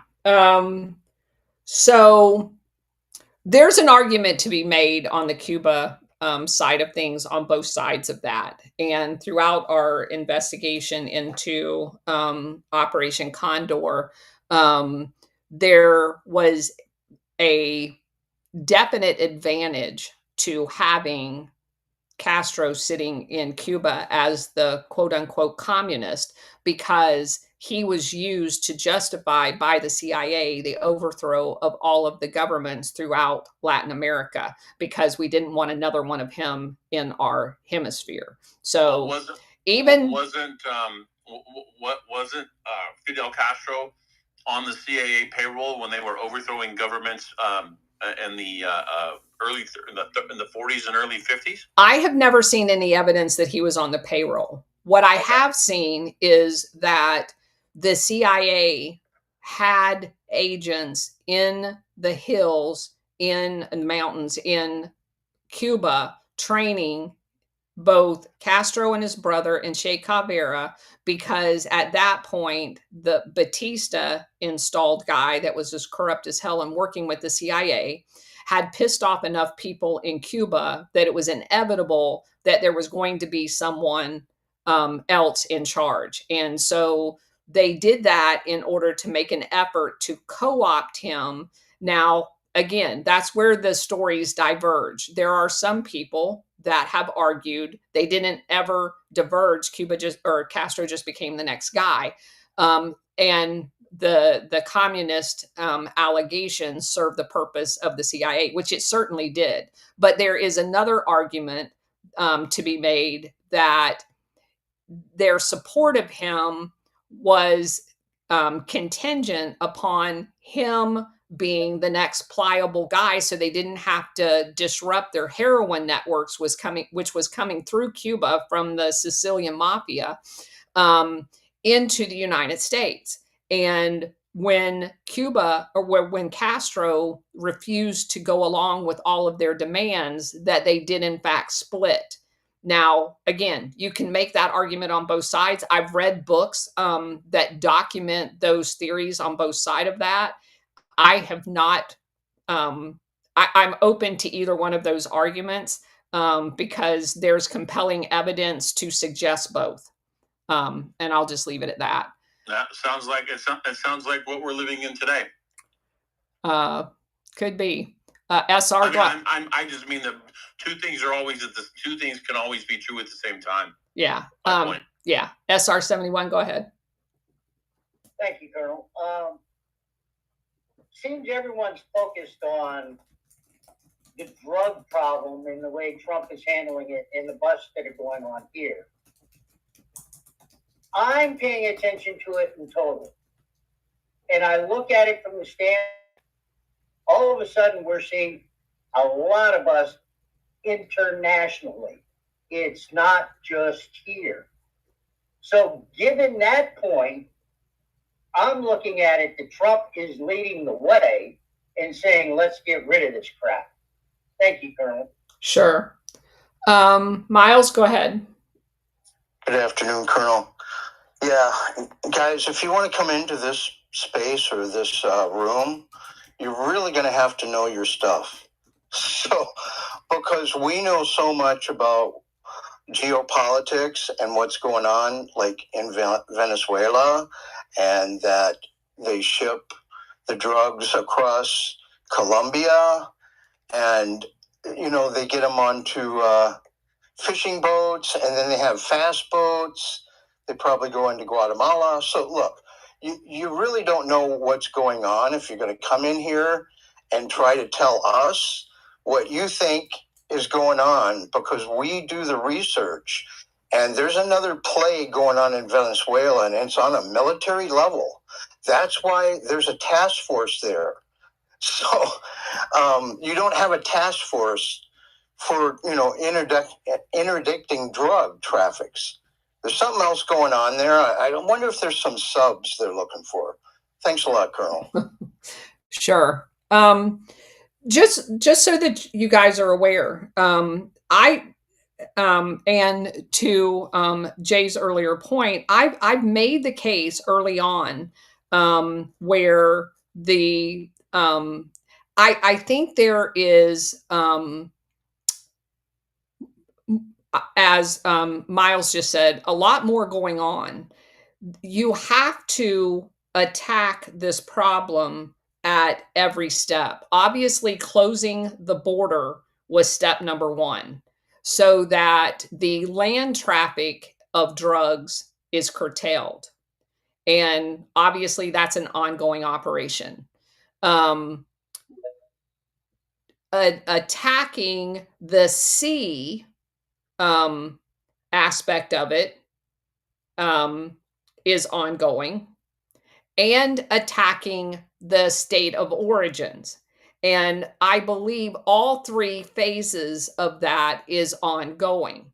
It has been well known, we've talked about it many times in this space, that, and there's lots of records of this, that drugs originating from Colombia under the control of the CIA has been funneled up covertly through Venezuela, and the CIA and people that have become whistleblowers outside of the CIA and DEA whistleblowers have said the reason that they were transiting Venezuela was for plausible deniability. That just keeps coming back up. So if I traffic through there, I can always blame any interdiction of those drugs originating from Venezuela as an accusation against Venezuela, as opposed to the country of origin.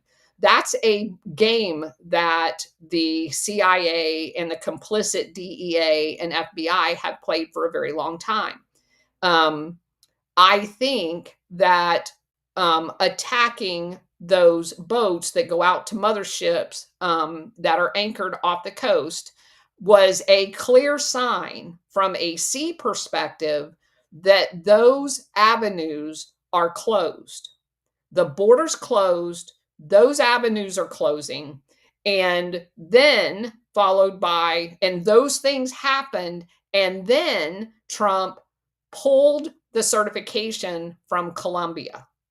Those are three concrete steps that occurred in that order in order to put the word out that it is going to be much more difficult to get drugs into the United States.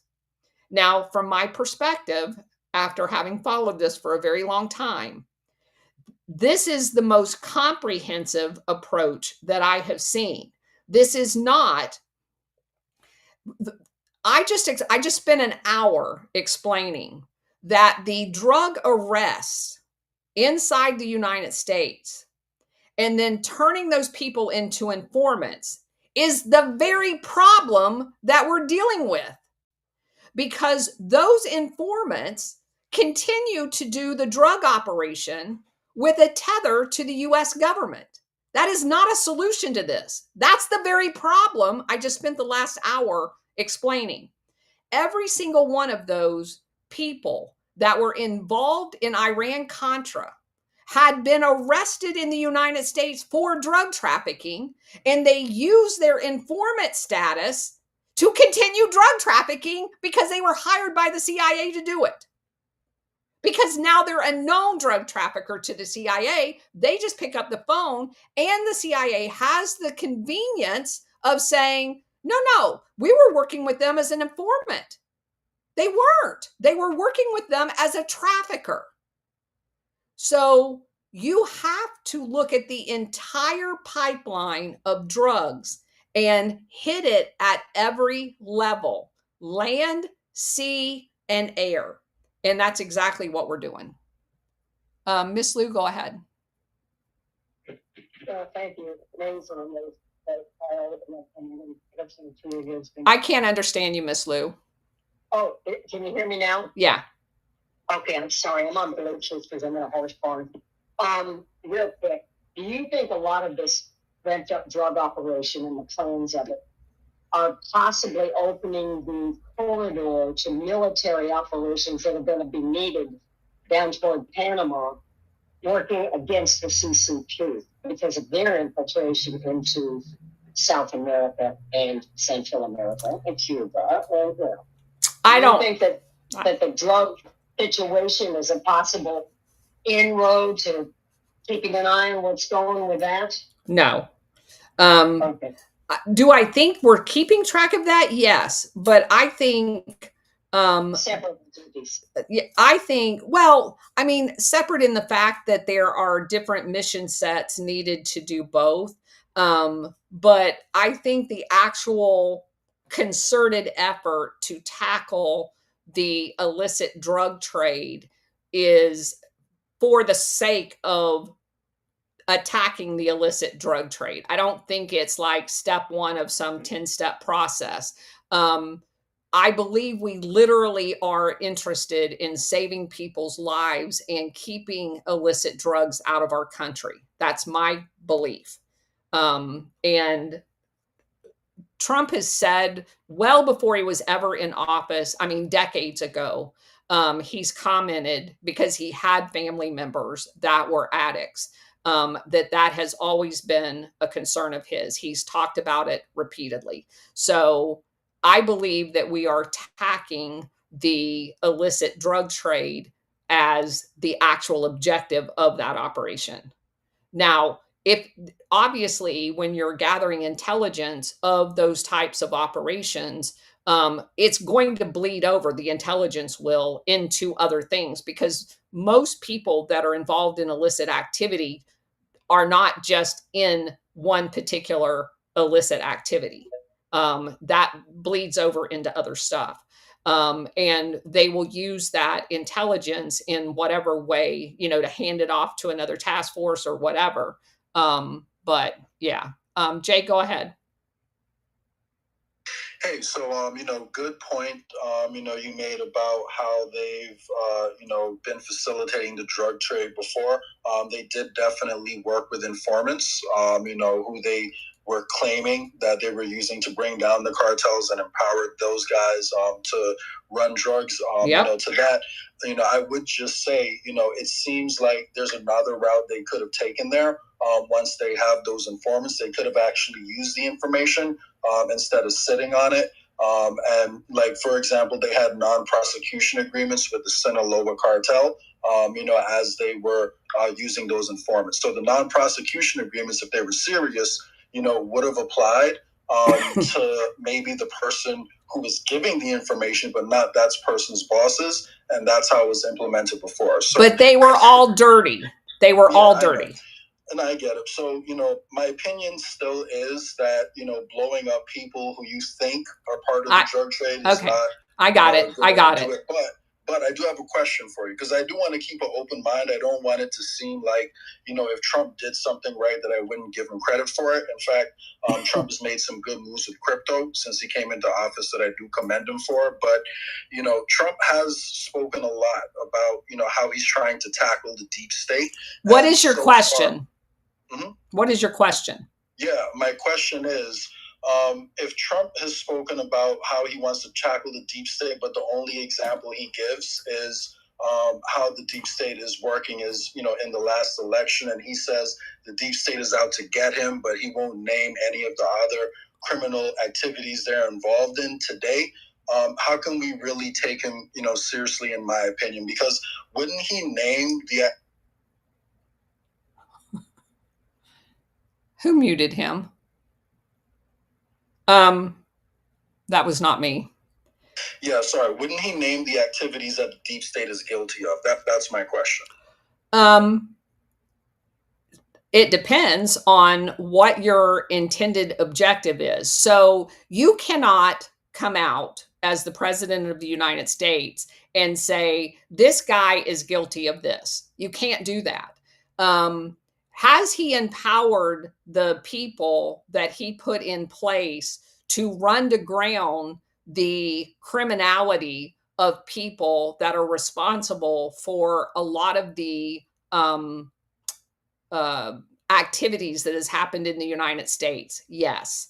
So we're 6 months into his presidency, and those of us who voted for him are willing to give him the benefit of the doubt while we see things like closing the border, like tackling this drug epidemic, the leeway to do that. Now, if you understand how this drug operation works, the quote unquote deep state, the banks, the chemical companies that are providing the material support to the making of this stuff, if this is taken to ground, it will expose all of them. And you have to allow the operation to unfold in order to implicate all of the different people in the operation, because this is not just about the low-level drug guys in boats. I think those were clear messages sent, but we know the entire top to bottom hierarchy of how these drug operations work. And we know why they're done. I mean, the whole placing of the Crystal Triangle in Latin America was very strategic for these, what you refer to as deep states. I call them oligarchs, because they wanted to exploit Colombian oil. They wanted to exploit the minerals in Colombia. And running a narco state is one of the best ways you can do that, because you own the government. And so exposing this stuff is going to the farther up the chain you get, it's going to expose them. I mean, we exposed all of the chemical companies responsible for shipping the supplies over to the Vietnam, Laos area to produce heroin. And by the way, they just happen to be the same chemical companies that were selling all of the chemicals to Colombia by the, I think I said last night, like 200,000 tons of chemicals was being piped into Colombia from US companies. And in the takedown of this operation, that's all going to get exposed.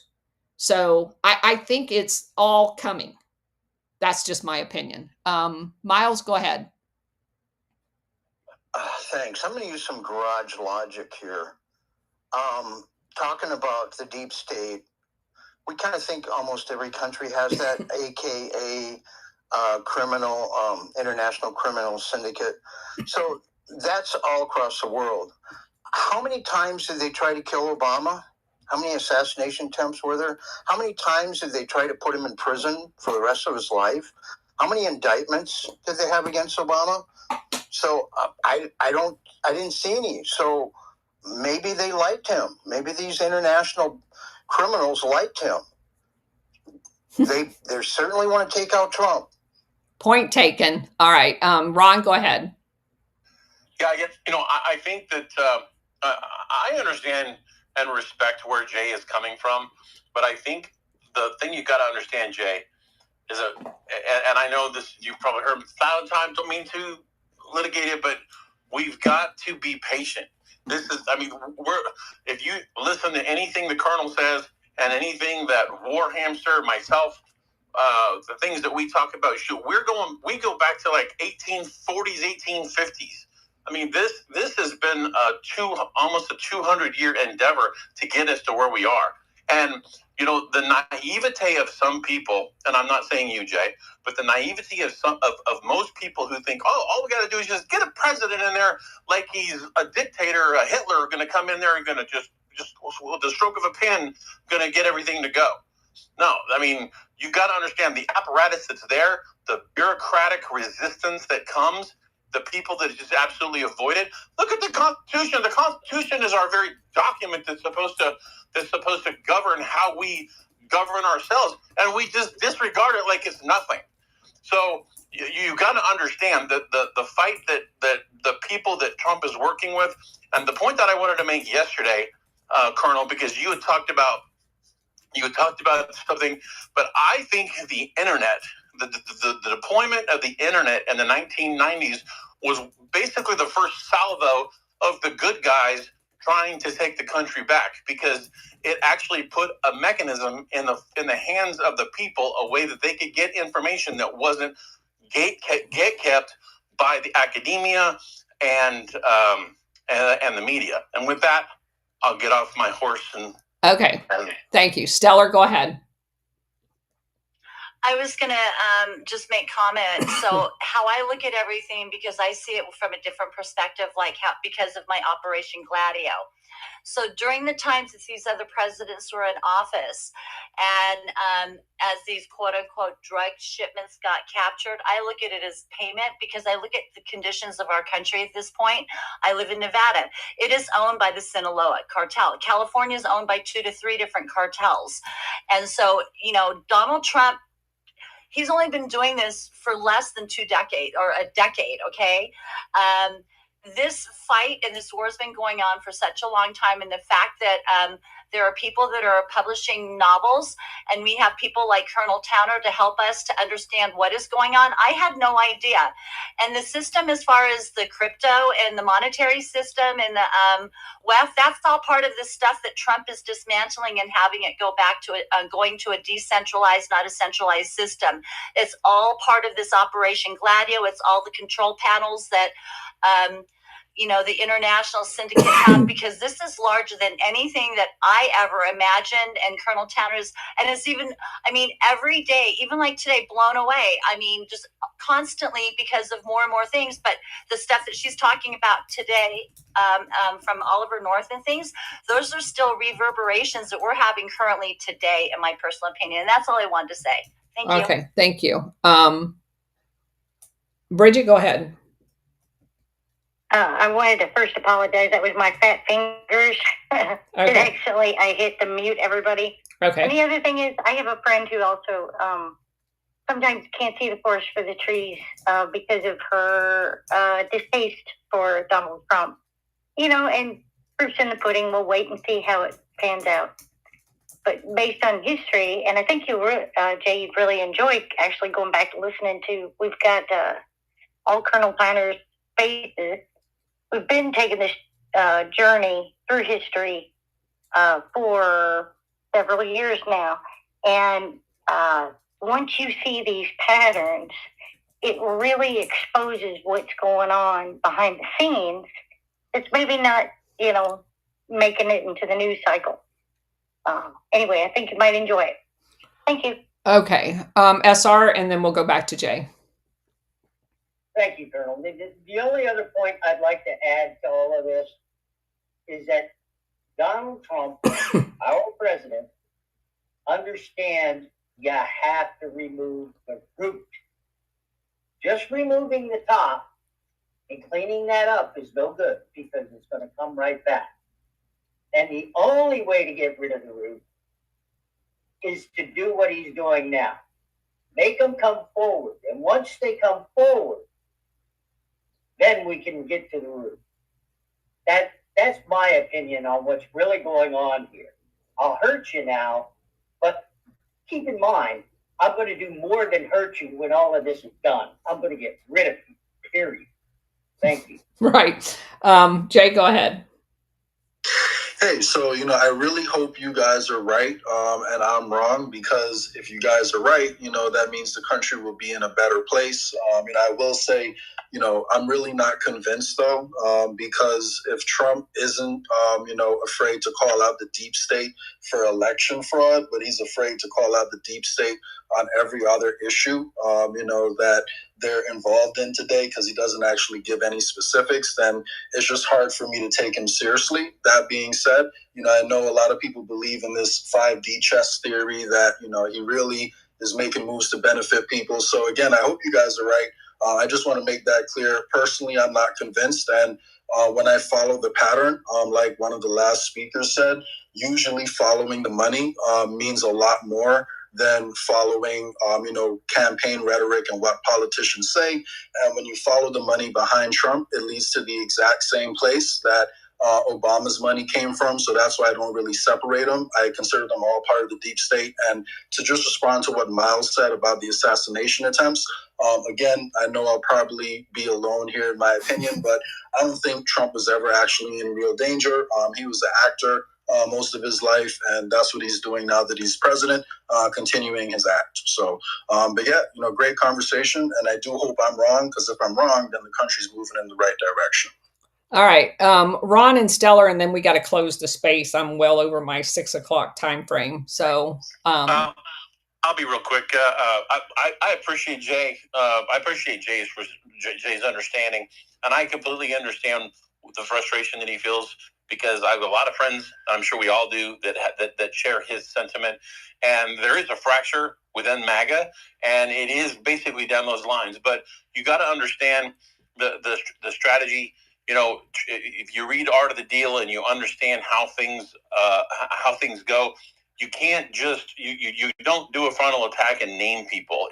By doing that, you play your hand and you reveal things that maybe you don't want to. And I think that it's important for us that don't have all the information, that we should keep that in mind before we make decisions and judgments on people, concrete judgments. We don't know all the information. So with that, Stellar, right. thanks for the space, Colonel. Sure. Go ahead, Stellar. We have been lied to so much, and I completely understand where Jay's coming from and appreciate where he's coming from, his perspective. The executive orders that the Biden administration through the pause happened to sign and redo, there's 3 of them in particular that will hopefully help you see that things are being done. Israel is a nuclear, they're like I refer to them as the the stepsister that everybody hates, but they're so powerful because of whatever, money or whatever, and how they were formed. So in that respect, he has to play very carefully on what he says and what he doesn't, because I don't think that Israel would have an issue whatsoever causing even more chaos than they already have. In that respect, I feel that Israel is also being controlled by others as well. So it's not just Israel. I mean, there's other players at hand, and it's so huge. And a lot of it, in my personal opinion, has to do with the monetary and the banking systems that we have in the world. And I felt that that's always where the war has been, because whoever controls the money and the banking systems has all the power. So I see that there's multi-levels being played. There's a lot of things that are being exposed that, again, the Oliver North thing, because of Colonel Towner, even when she spoke about him before, helped enlighten me, which, again, like I think Ron had mentioned, I'm sure with a lot of other people, thought that he was a really, really good man, finding out that he's just the devil in disguise. But these things are these entities, this international syndicate, their exposure and the truth is what's going to set us free. And bring us all together to realize that all these different factions of divisions that they've put in is just, it's just a game that they have to keep us separated. But with people like Jay, Colonel Towner, and others that have questions and want to learn, I just hope that, we can all come together and understand that all of us, everyone on this planet has been played. Thank you. Sure. Okay. So I was just looking at some numbers, and I'll have some information tomorrow, because it looks like the 3 top drug busts that Obama did during his administration, and I'm just looking at one line, and that's the cocaine. The drug bust that was just recently done at, I believe it was the Port of Houston, surpassed the total amount of the top 3 drug busts done during the 8 years Obama was in president. So that's just one line. And obviously, now fentanyl is the big thing, as opposed to some of the drugs that were available back then, because I don't see any fentanyl bust at all during then, because it was not a primary drug at the time. So it's not easy to go back and compare apples and oranges in those. Colonel, they probably were sending it to DC for parties. Maybe. All right. Fentanyl is getting squeezed out at this present time. I have friends that are in the DEA, and they said that fentanyl is getting really hard. It's hard to get now, harder in the U.S. Cocaine is back, though. Cocaine is coming back in a rage, just FYI. Well, there's 200,000 pounds of it less, thanks to the Houston raid. But anyway, so great conversation, everybody. Thanks for being here. I will not have the space tomorrow at 4:00 because we will be traveling. And I will see you at 4:00 on Monday again. And then we have the War Hamster Rumble show Saturday morning at 9:30 for those of you who are interested. And I will try to keep the time frame stabled, but I may have to move it to the morning for next week, just so that we can have the rest of the day for the car show free all next week. But I'll keep you updated on that. So again, thanks everybody for being here.